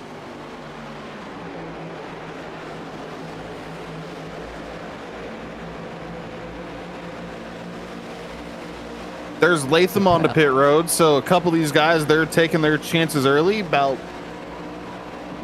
making their pit stops with 35 laps to go, and they can instead of 35 laps in. They can make it. I'd say they could make it probably comfortably with maybe 1 or 2 green-white checkers. Yeah, the green-white checker would be the part right there. You see right there, Clint Cheney got tight out of that turn. Probably had to get out of it. Not allowed. Was it Hyatt? Hyatt got around him. Jorgensen thought about it, going to back out.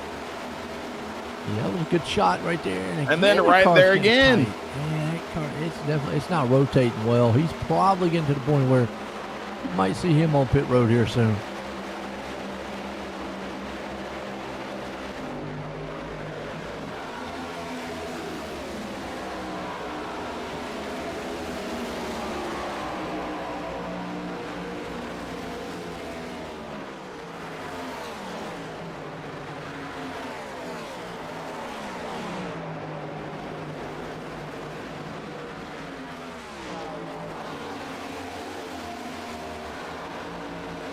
Still a good battle right here about 10th. Cheney right there too. Cole Macheski's up to 8, and McClure's been able to move up into the 14th spot due to some of the guys back there pitting and some mishaps on the track or whatnot. But this man out front, Vincent, not bad. Started second. He's been up in the front all race long, and then right behind him, you've got Hammonds, who actually got spun off the nose of Greg Carr earlier. He's bounced back, and then Genningsman, as always, finds a way towards the front through the race, and it's this 3-horse battle out front. Nice run, too. Hammonds there, Genningsman. Bender a little further back. Carr actually falling back. He's got Gerlach right there on top where he's at. And Bruce Mocker back there behind him, and who has had a up and down race all night long. Whoa, a slide job and a wiggle out of the 88 of Gerlach. There's some good one-to-one battles here. Carr's got him.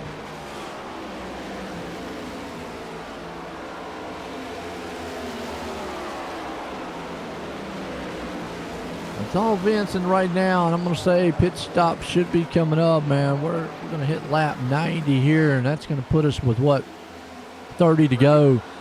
Everyone should be able to make it at this point here tonight in Pocono. It's been an exciting race so far, folks.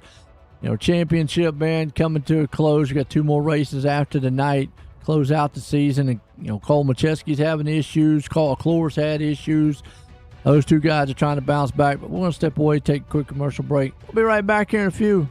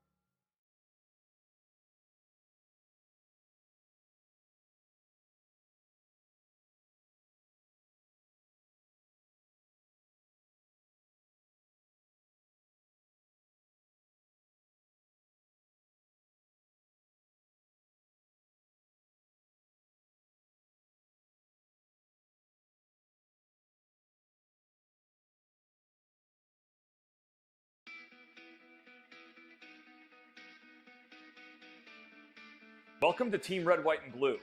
Thank you so much for joining our team. My name is Mike Irwin, and I have the honor to serve as the Executive Director. When I founded Team RWB in 2010, our initial focus centered on veteran transition and reintegration into civilian life. But as the large-scale deployments have slowed down, the military's ability to support reintegration has improved, hundreds of thousands of veterans have used their GI Bill, and companies have prioritized hiring veterans, the overall mental, physical, and emotional health of the veteran community still has a long way to go. And Team RWB has a major leadership role to play.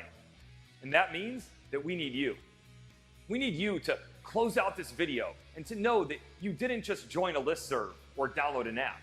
You joined a team composed of real people, over 200,000 strong, who are veterans on active duty in the National Guard or reserves or civilian supporters. And these people, who we refer to as Eagles, want you to get involved in Team RWB. Why is it so important for you to become an active member of the team? Because when you do, we know that it will improve your mental and physical health, help you to develop new and meaningful relationships in your life, and provide you with a sense of purpose that comes from belonging to something bigger than yourself. Over the past decade, veterans struggling with the invisible wounds of war and post-military life have told us how important physical fitness has been to them. Running has helped veterans battle nightmares. Triathlons have helped with headaches, and CrossFit has enabled them to sleep better. These fitness activities, along with others, have made them more confident and healthy people. Unfortunately, millions of veterans have forgotten about the power of physical training in their lives. So as you get involved and see the power of Team RWB in your own life, I hope that you feel inspired to reach out to other veterans and encourage them to follow in your footsteps. In closing, I want to again thank you for stepping forward and joining Team Red, White, and Blue. We're fired up to have you on the team, and I know that you're going to be flying the Eagle with pride for a long time. Hi, I'm Blaine Smith, the Executive Director of Team Red, White, and Blue, and I wanted to take a minute just to welcome you on board and let you know that we're proud to have you as a new member of our team. This short video is a way for us to give you an idea of what you can expect from your experience at Team Red, White, and Blue, and also what we expect from you in return. Something that's really, really important to the fabric of our organization is our Eagle ethos. It's just 6 words, but they mean a lot to us, and they guide us in all we do. Those 6 words, passion, positivity, people, commitment, camaraderie, and community, are more than just organizational values. They're what we're all about and what we strive to work for in all of our programs and in every single one of our interactions. The next thing I want you to know is that we are an inclusive organization by design. We're open to veterans of all eras, of all ages, branches of service, combat experience, as well as active duty service members, their families, their friends, and just supportive members of the community that come out and take part in our mission. Every single person is important to what we do. All are welcome, and we look forward to seeing you all out there.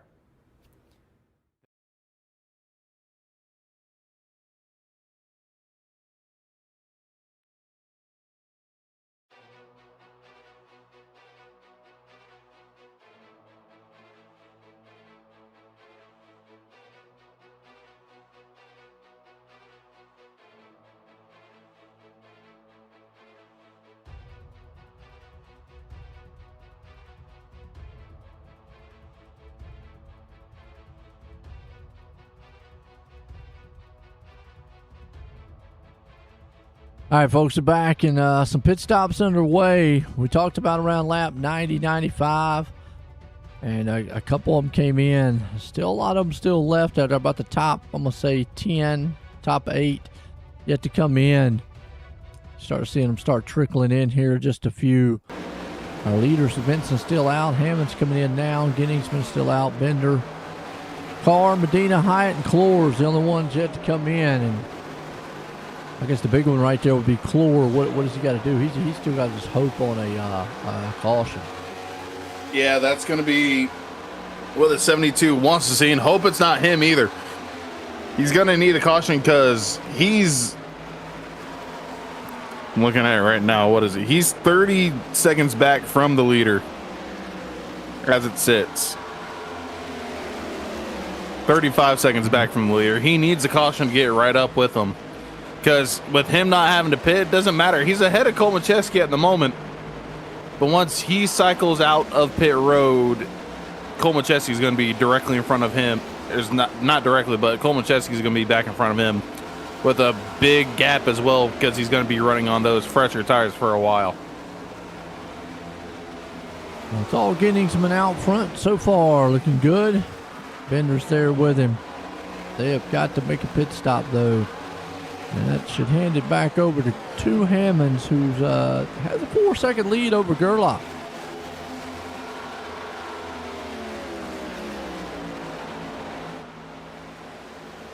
Yeah, and Gerlach, I mean, he wasn't one of the guys that we saw up there fighting. It was Hammonds, Genningsman, and Vincent. So he might have just whoa, right there. Speaking of Hammonds, right on the rear of Sanchez, going out of turn 3, able to get the move done before they get to turn 1. Yeah, it is. So Hammond's right there. And Gerlach right behind him. You got Vincent. So Genningsman's still up front, and curious to see.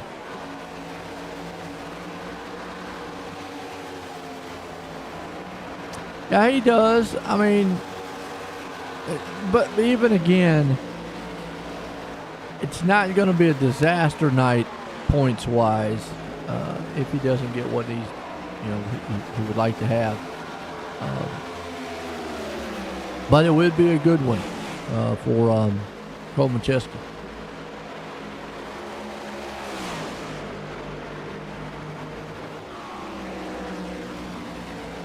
Was that? I'm just look. Was that? I was about to say I'm just looking as it sits right now. So everybody trying to see who all's a lap down already. Latham is the first one. Latham is the first one. That's what I thought it was. So Kolmacheski, after his pit cycle's gone around, he's not a lap down, which is not a bad thing for Clore. But Clore probably would have liked him to have been a lap down. As Gerlach, he's just dropping through the field at the moment. There might be something wrong with the 88.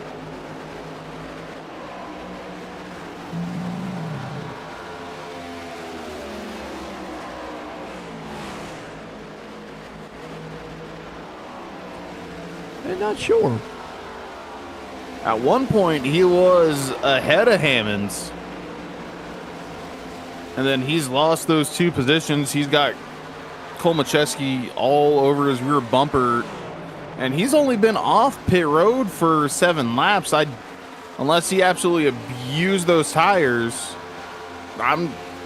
He looks steady at the moment, but losing 2 positions that quickly was not what I was expecting, to say the least. Now, it's interesting what Justin said, Chad staying out so long. Oh, right there. Wall pop on the 88. Yeah, if a caution was to fly, he could theoretically come in and take 2 tires. Remember, he pitted at lap 60, so he's not like he's got way older tires. I mean, they're through a run, but he's in now either way. But I mean, if so, he could have came in and done 2. He got back out, but in hindsight's 20/20 now. But I think he was wanting a caution. I mean, a lot of guys staying out this long are, because we've not seen tires really be an advantage here. Not a 10 lap or so tire, anyways. Yeah, it's not something we've He seen did much. 2 tires. And that he also probably didn't have to pack it with as much fuel, considering he's only got 20 laps to go.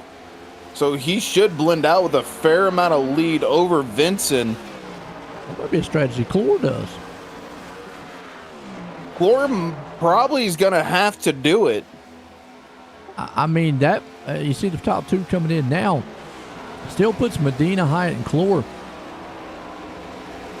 I wouldn't be surprised, because it's not going to be the winning move of the race. I say that, but I mean, I don't think it would be the winning move of the race. But it could get him right there at Kolmacheski, to where it would only be it'd either be 1 or 2 ahead of him or 1 or 2 behind him, instead of being a lap down and being 5 or 6 positions behind him. Yeah, that's Giddings been only on pit road for 47 seconds compared to the 50 that we've seen everybody else. Yeah, it was 10 seconds, 10:70, so I told me right there he only took 2 tires. Clore's on pit road now. Now, Kolmacheski does go around, but again,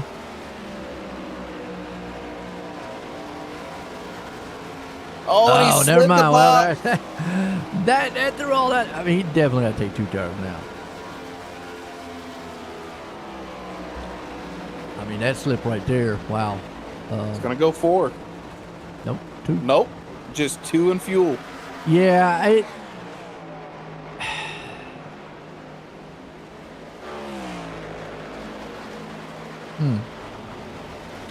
He's still going to be quite a bit of ways back. I mean, Kolmacheski now is battling. And here comes Bender in that picture. 3 wide, That's smart Kolmacheski of getting back out of it. Yeah, Kolmacheski, that's smart of He's like, look, you know what? I don't need this right now. Yeah, I've made up a lot of ground, and he is. I know he'd love to keep that position. I mean, I'm saying he might not still keep it, but the 3 wide to keep it, no. 2 wide, 2 by 2, sure. Racing someone, because as of right now, he's 10 spots ahead of Clore. It's almost enough to make it a tie.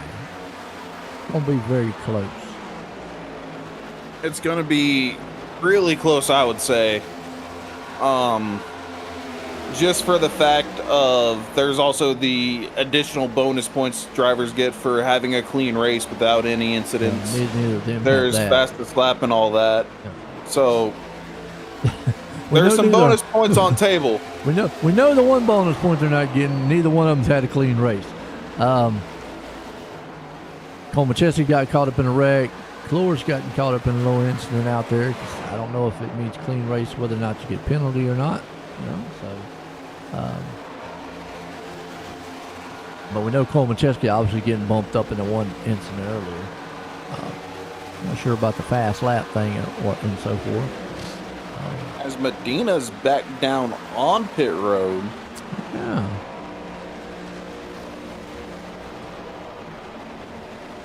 He's getting him a marble, that's all. I mean, it said 9 seconds, so I assume he probably just put gas in it and forgot to change tires, which is why he just came down again.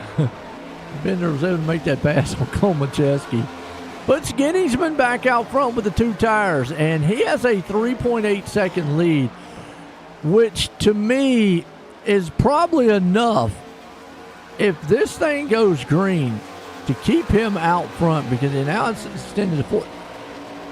I think the 2 tire stop by him is going to pay off if it stays green. Not only that, but him and Vincent ran near identical lap times last time around. So that 2 tire stop, I think actually you're right, Joe, was the winning gamble if it stays green. Yeah, I mean, because we've seen all night long here with it, tires have really not been the dominating factor. It's been that track position, been out front in the clean air. And we've seen 2 tires early on work for a while. They were a little bit closer together, but it's still that they were able to hold them off for quite a while, like 10 laps or so. Here, I mean, Vincent's got quite a bit of a gap between him and Ginningsman over Vincent, and then even more, a little bit right there with Hammonds, and then a huge gap between back to Grusmacher. So to me, there's no chance that Grusmacher's catching. I mean, Ginningsman almost would have to just fall over. It's a 10-second gap. He would have to completely trip over the Jackman in order to lose that. Yes. Or, I don't want to speak into existence, a caution comes out. Now, that too, that's why I'm saying if it goes green. I mean, we still got 14 to go. Anything can happen. You never know. We've seen cars out here snap loose and whatnot. Ginningsman's praying it probably goes green. His chances of winning, if a caution comes out, really diminishes. Can he still hold those guys off? I believe so. Now, thing is, though, will we see most everybody come on pit road? I feel like you will. Probably if they have tires. Yeah. If you don't have tires, if you've got a set of tires, whether it's 2 tires or 4 left, except for Ginningsman, you're probably wanting a caution. Because if you can come in and do that, you do have a significant advantage over everyone else. 15, 20 laps maybe. If you're Ginningsman, I just don't think you want a caution. You want the same to go green.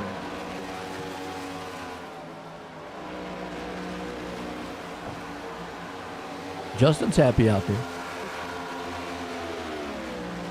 Yeah, Justin's happy. He's got his teammate of Chad Ginningsman leading the race. So he's definitely excited. The one guy that I know probably no tires at all left, John Bender. Okay. He does not have another set left on pit road for him to use if a caution came out. Okay. All right, well, time to tell. Laps winding down. Vincent's rear in second. And he's got Hammonds. Hammonds close enough to get to him. They got a pretty good gap back here to Grusmacher, who's had a wild up and down race. But he's up 10 spots. Bender right there sitting in 5th. Komachesi, even though it's a 6th spot, it's definitely, I would say it's a win-win if he finishes there tonight.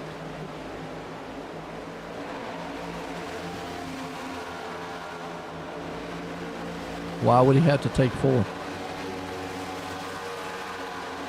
Why not take the other 2 on the other side? If a caution was to come out, he's only going to have. Chad's got the set remaining on pit road. Yeah, but he said the main thing is everybody else could take 2, and he takes 4. Why would Chad have to just take the other side of the 2, and he's not got that many laps on that one side? Well, that's now if it's a green, white, checkered, yeah, stay out and pray would probably be the better one. But if we're talking 8 or 9 laps ago, we get a caution with here in the next couple laps. Could he hold them off for 7, 8 laps? Not saying he couldn't. He would have to have them battle each other back there for a while, you know. But that's an option too. Stay out and pray. You know. That's always an option, whether you think about it or not. Yeah, but I would tend to say that the 4 tires, if he takes a left with the balance of it, yeah.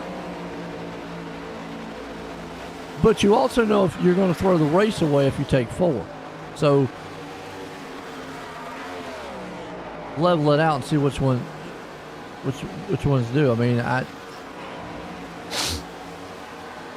I mean, again, we're talking about if a caution was to come out. I'm going to say like now or within the next lap or 2. If a caution comes out with green, white, checkered territory, or within 5 laps, which would still put us in green, white, checkered territory. Anything 5 laps, I'm going to put us in green, white, checkered territory. I'll say the stay out strategy probably would be best. I don't want to be the crewman that has to come up with that one. Has to make that call. I wouldn't want to be it either. That's too much on me. Yeah, I'm just impressed it stays green. You know, right now we're pretty spread out. Again, we've seen some cars snap loose. Nobody on the track really. At this point, Cole Macheski doesn't really have. If he makes up position, he makes up positions. He doesn't really have to push the issue. He's already substantially made ground on Clore tonight if it ends right where it's at. Clore's back in 15th. Cole Macheski's right there in 6th. And Clore himself catching J.P. Jones is going to be a chore because he's 2.8 seconds back. So there he's already made up 9 positions, and if we just go off a point of position, that's 9 points right there off the rip. And it was only 15 maybe between them, or 10, 8. So there's a possibility he could come out here and take it.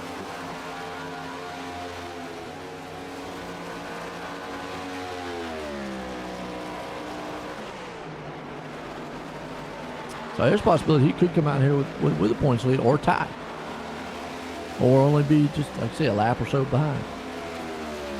Ginningsman's going to be happy. Oh, Ginningsman's going to be absolutely thrilled, I believe. Now here's the interesting one. You got the lap car here of Alex Carr. Now, I'm Ginningsman. If you want it, take it. I'm not battling for it. If you're obviously faster than I am, go for it, Carr. Because the worst thing he'd want to happen is get tangled up, messed up, or mess up the car in it. Yeah, I'd definitely say that's the worst thing. Alex, he's not trying to push anything. I think he's just riding behind Chad as it sits. So where did we say Chad was from? Oh, I cannot remember that off the top of my head. Hold on, give me a second. All right, Justin, tell us where Chad's from. I know he's the only one out here not from the U.S. We've said before, it's been so long ago. I like seeing it because we've watched him over the course of the season struggle in qualifying. We've seen him come up through the field. He's had very consistent style cars. He usually gets up out of the top 15, 10 or so. He just runs out of time to get up. But we said if he ever got better at the qualifying game, we might could see him up here win a race. See him up here lead, start, finish. And he started to get better at it. And we noticed he started having a lot better positions. Tonight, he could put the feather in the cap and maybe win this thing here. Okay, on his iRacing profile, it shows the Romanian flag. Okay. Are we going to be able to even talk to him? Yeah, I'm pretty sure we've talked to him before. Oh, he's from. Oh, wait. So he's from U.S. As far as I know. I thought he is from. No, look at his flag, Boyles. Looking on the flag, it's the Romanian flag.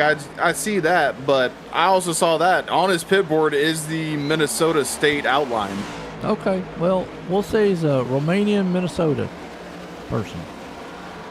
How's that? I don't know. All I know is he's only got a couple laps to go and he's going to win this race. Yeah, he speaks perfect English. I thought we've talked with him before. Okay, my bad. Hey, look, I mean, just making sure, I've believe me, I've interviewed some that I've actually had some guys get up here and translate for me. Some of their teammates get up here, and it's kind of cool, man, to see it. When you talk to him every week. Okay, I got you, boys. All right, good deal. Hopefully, we'll get to talk to him here pretty soon. And here's where I'm gonna say, if I'm getting him, look, car, I'm waving. Let him go on. Go on. Get around me, please. Yeah, get away from me. I'm trying to win this race. You go on.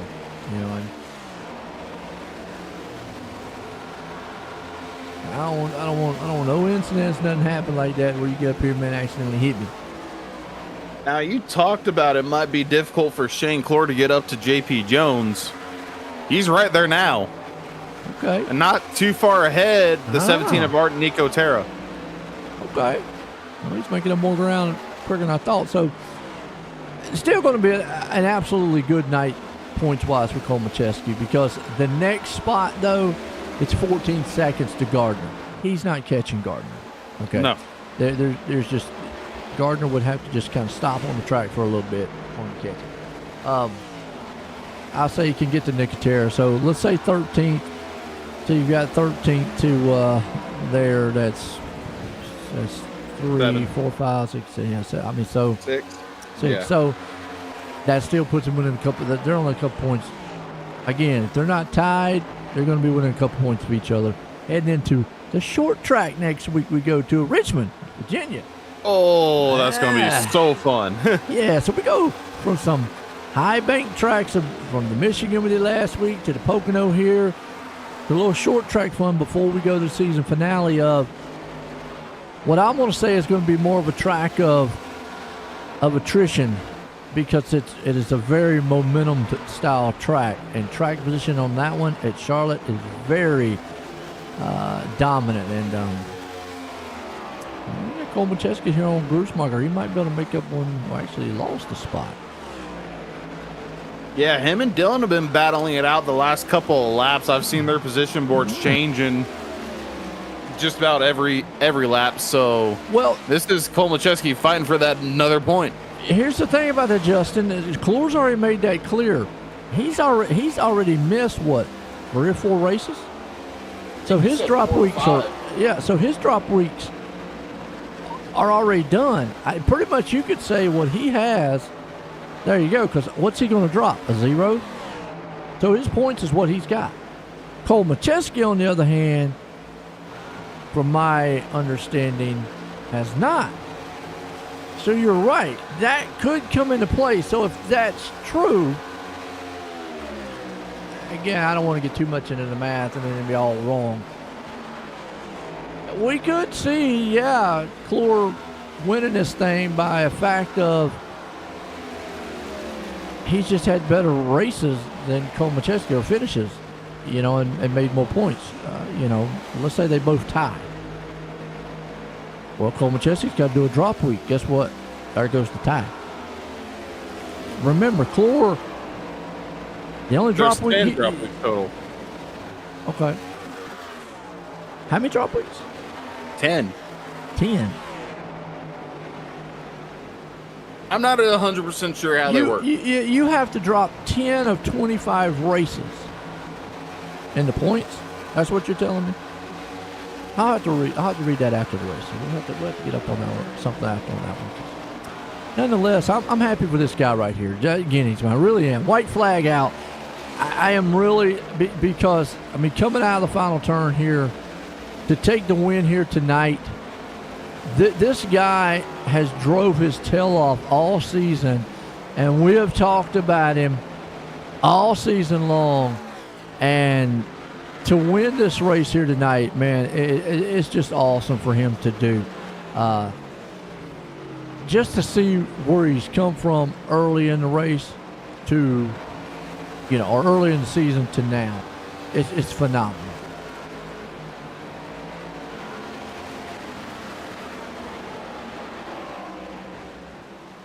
Phenomenal. I like it. I am really, really happy on Genningsman's part there. You got Hammonds and Vincent. I'll read that in a minute. Yep. I was just like, I guarantee it's somewhere in the chat. I'll send it to Joe so we can both read it. Yeah. We'll check that out.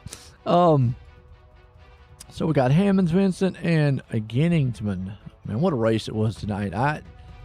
Chad, man, bringing it home. What a run with him.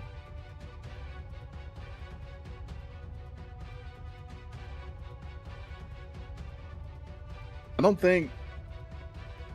See, Vincent, there's Hammonds. Okay, they're down here at the bottom. Chad, I don't think throughout the season, I don't think we ever thought he didn't have a car to win. Right. He's been fast all season long. It's just been his qualifying, and he's gotten that into order as of late. So I don't say this is a surprise. Okay.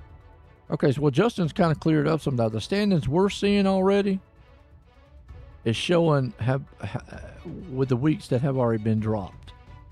Well, then if that's true, then Omacheski needs to make up some ground. Anyways, we'll get in that conversation in a minute because I want to get some of these guys up here and talk to them. Let's bring up Hammonds up here, man. Let's get a word with him. Hey, Hammonds, is Wesley and Joe up in the booth? You got a copy? Yeah, I got y'all. Well, man, third place here at the Turkey Triangle. It was a long, grueling one with a couple of incidents. I know you got involved in one, but you managed to bounce back. Run me through your race a bit. Yeah, so I started off, kind of mid-pack at the very beginning. Managed to make my way up to around 5th or 6th.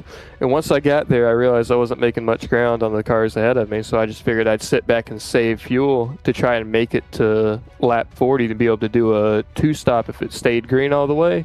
And I did it. And I was one of the only cars on the track that was able to make it on 2 stops. And then I immediately spun a couple laps into the next stint. So that's kind of the story of my season, really, just making too many dumb mistakes like that and costing me. But when I keep it clean, I feel like I have speed. Was able to come back through the field after that spin and get P3. So I mean, I'm happy with that, but a little bit frustrated at how the race started. Yeah, and I mean, sometimes there's just nothing you really can do about it. You said, for the most part, your season's been down to making those mistakes. And I think that's what a lot of people's seasons have come down to. But going into tonight, we were talking, I know I got the insight about how long a fuel run could be. I heard anywhere between 35 to 42 laps, depending on how much you could save, how hard you pushed. What was your thoughts with pit stops? Were you going to try the 2-stop tonight? Oh, I was able to save 40 laps of fuel the first stint, and it wasn't really that much of a stretch to do it. So I figured I'd be good to make it 40 the next two and keep it for the 2-stop. 42 would be quite a stretch, but yeah, about 35 seemed to be, if you were full push and in 4th, about half the lap, yeah, you'd probably be coming in around lap 35. So. Oh man, like I said, at the end, 3rd place, nothing to be ashamed of, especially with you bouncing back after your spin. Joe, you got anything else for him? I mean, outstanding night there, man. Hammonds, like you said, man, to come back from a spin, to get back up there, we've seen a couple guys have it. And the one thing I noticed is with a lot of these cars, looks like, it was getting a little tight getting the turns, and then y'all were just kind of getting thrown up into the wall What was y'all feeling in those cars that was making that happen? Well, I think it was a little bit different depending on the car. I know Chris, my teammate, he was running a much looser car than I was there in that last stint, so I think he was dealing with the rear end stepping out on him and him having to correct, and occasionally that getting him into the wall, whereas I was running a little bit tighter, and that was amplified with the dirty air off his car. So every time he'd do it, it felt like I'd follow him right into it. But yeah, that I believe is what the problem was for each of us. Not that was an issue with the setup at all. That was just us overdriving the car, trying to push to catch up to Chad. Well, did an outstanding job. Got you third tonight. You got anybody you want to thank for a good finish? Yeah, just a huge shout out to Chris, Thomas, and Art working with me throughout the race, and big shout out to Team Watson Racing Setups. Another great setup. Unfortunately, we couldn't take home the win this week, but I think our cars were some of, if not the fastest out there. So definitely did. Got third there, man. That's Hammond's bringing it home. Like I say, third. Let's bring this guy up here, Vincent. Let you get a word with him. Second place man. Hey, Chris, it's Wesley and Joe up in the booth. You got a copy? I got you guys. Well, man, you won last week out at Michigan. Came home second tonight. Two very momentum key tracks, but then also with Pocono, you had to deal with a good amount of dirty air if you were tucked up right behind someone. Run me through your race tonight, how your car felt through each run. First set of tires, the car was extremely tight in all three corners. I took a round out, tried to loosen the car up. It helped a little bit, but I was still extremely tight, so I took a big swing next pit stop. Air pressure adjustment, 2 rounds to loosen it up, and I took 3% of front brake bias out, and finally the car started to come alive. I was actually decent through the tunnel turn. Had really good drive off of 3. I was extremely loose off of 2 after all the adjustments, so I had probably 5% counter steer every lap coming off of 2 or 1. Yeah, we just spoke with Hammonds there. He said that you were finding it loose on it for that final run, and kind of might have been why you were getting up into the wall whenever you chase it up. But a lot of guys got into the wall as well throughout the race. Did you notice exactly what might have caused that on their end? Yeah, beginning of the run, I watched Greg knock the wall down a few times, and I'm like, okay, so I was trying to keep my left headlight clear coming off the corner, because if he was already hitting the wall, I didn't want to be right in his tracks, because then I would hit it just as hard or not harder. But I was chasing the car loose off of 2 the whole race. Well, chasing the car loose for almost the whole race, it definitely gives us a show. Pocono also tends to be that long drawn out race where everybody gets single file. There's not the side-by-side action we saw like what we had with Michigan or what we might have next week at Richmond. Definitely in 2 weeks' time for the finale at Charlotte. But overall, a good race for you coming out and having 2 solid finishes back-to-back. Joe, you got something for him? Like you just said, what a night to be able to battle the car like you were. And, the problems that a lot of guys had out there. I mean, was there anything you could have done? I mean, now, you said loose. Let me ask this. Did you ever think about 2 tires to maybe tighten it up? Or actually, that would have made it looser, but I mean, I did, about but 2 tires. I was worried about it getting looser off of 2, and when I say I had a handful of cars, like this car was a handful off of 1. Like, entry was good, apex was good, but coming across them seams, it just was. And there's like a little crest coming off of 1 that was not making the car happy at all. What now? Do you put that more towards setup, or do you put it more towards track, or just how the car was? I think that was my right foot. Oh, okay. All right. Because once I got the car where I wanted it 3 was good, 2 was good, but I was wrecking loose off of 1. So I couldn't make it any looser to help in turns 3 and 2 like I needed to maybe catch him, because I would have probably ended up spinning off of 1. Okay. Well, I'll tell you what, you did an outstanding job. Still got second tonight. You got anybody you want to thank? Yeah, everybody at Team Watson, the guys that helped me out over at BMP, DMD Designs for all my paints, wife and kids at home for letting me sit in the sim as much as I do, you guys for an excellent broadcast, Dave Fuge and everybody over here put on a great show. There you go, Chris Vincent bringing it home in second. But let's bring this guy up here. I know he's happy. Chad, join the booth. You got a copy? Chad, join the booth. You got a copy? Yep, I got you guys. Well, Chad, I tell you what, man, you know, all season long we've talked and we've saw you've had very fast cars, very consistent cars.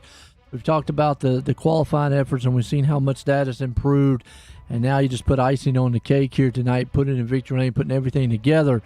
But I guess the first question, before we get into all that technical of what you did tonight in the race, is where exactly you from, Minnesota or Romania? Minnesota. Okay, there you go, Wes. We figured that one out. we were wondering because we saw the little flag. We said, well, maybe he's a Minnesotan, Romanian. We don't know.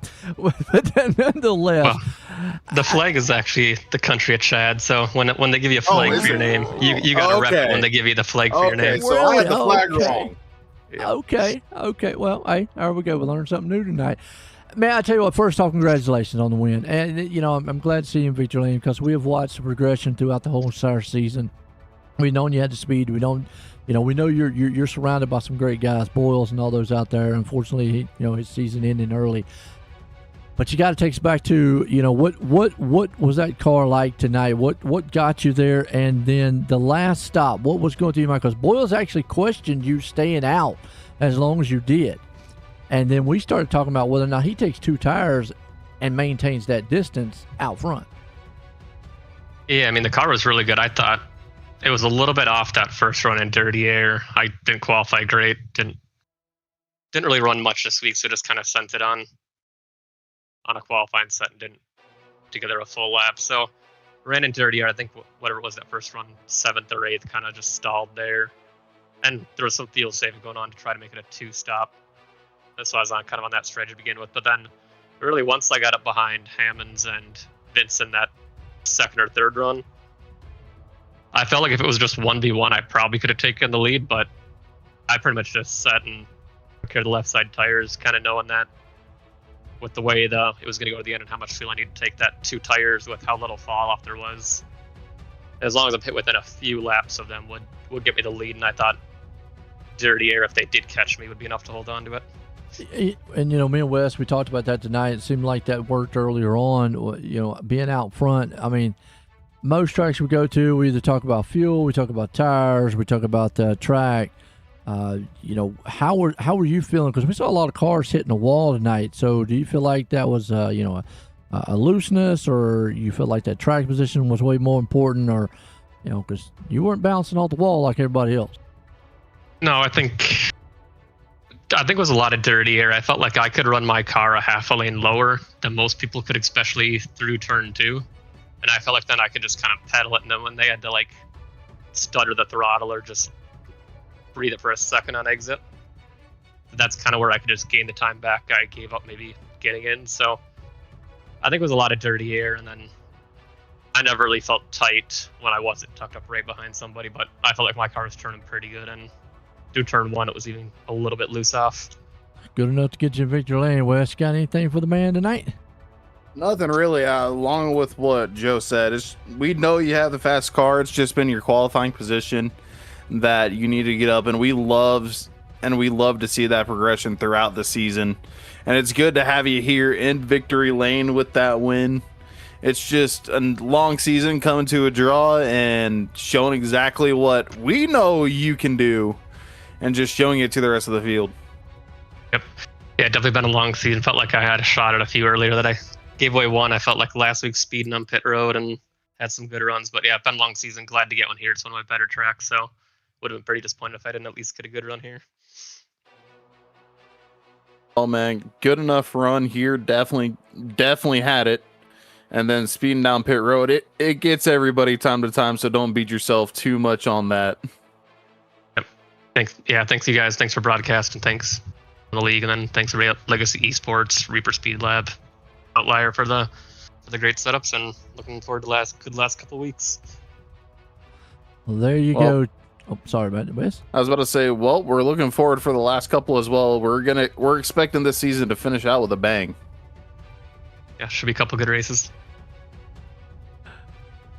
Well, there you go, man. That's Chad Genningsman, and like you said, Wes, we all season long we've watched him. Come through the field, get a lot better in those qualifying, and finally, gets that win here tonight. But look at the unofficial results as Genningsman puts it out front for the win. Vincent there in second. Hammonds comes home in third. Bender up in the fourth. Gerlach finishes out fifth. Gruismarker there in the sixth. And Cole Macheski ended up in seventh. Latham there in the eighth. Jorgensen up in the ninth. Hyatt finished out 10th. Clancy there in 11th. And Gardner rounds 12th. Let's look back here in the 13th place spot because you got Nicotera. Then you got Clore, who did get up to 14th. We talked before, what's it going to take? It's going to be a close battle in that points between those two. You get JP Jones there in the 15th. Alex Carr 16th. Jose Medina 17th. Sanchez 18th. Greg Carr 19th. And Seymour back in 20th. But what a race. We go to short track racing next week at Richmond. 2 more races left in the season. It's going to be a close one. Cole Macheski gained some ground here tonight. Even with the drop weeks and all, I'm not even going to get into all that. We're just going to go off of what we've got so far here. It's going to be close heading into that Charlotte in 2 weeks. It's going to be extremely close. I'm definitely looking up that, looking at how the drop weeks go by. But as I said right there to Chad, I'm expecting an absolute show of lights for these final 2 races. And with Clore and Cole Macheski, the 2 top dogs, both not exactly probably the finish they wanted tonight. Both had a giant amount of mistakes that kept them from being inside that top 3, which they seemed like they should have been. It's going to just make it a little tougher. Absolutely. Folks, hope you enjoyed it. We're going to leave Pocono here tonight for the Spartan Sim Racing League Master Series. And that man right there, Chad Genningsman, winning it. A short track next week. Before myself and everyone tonight, have a good night.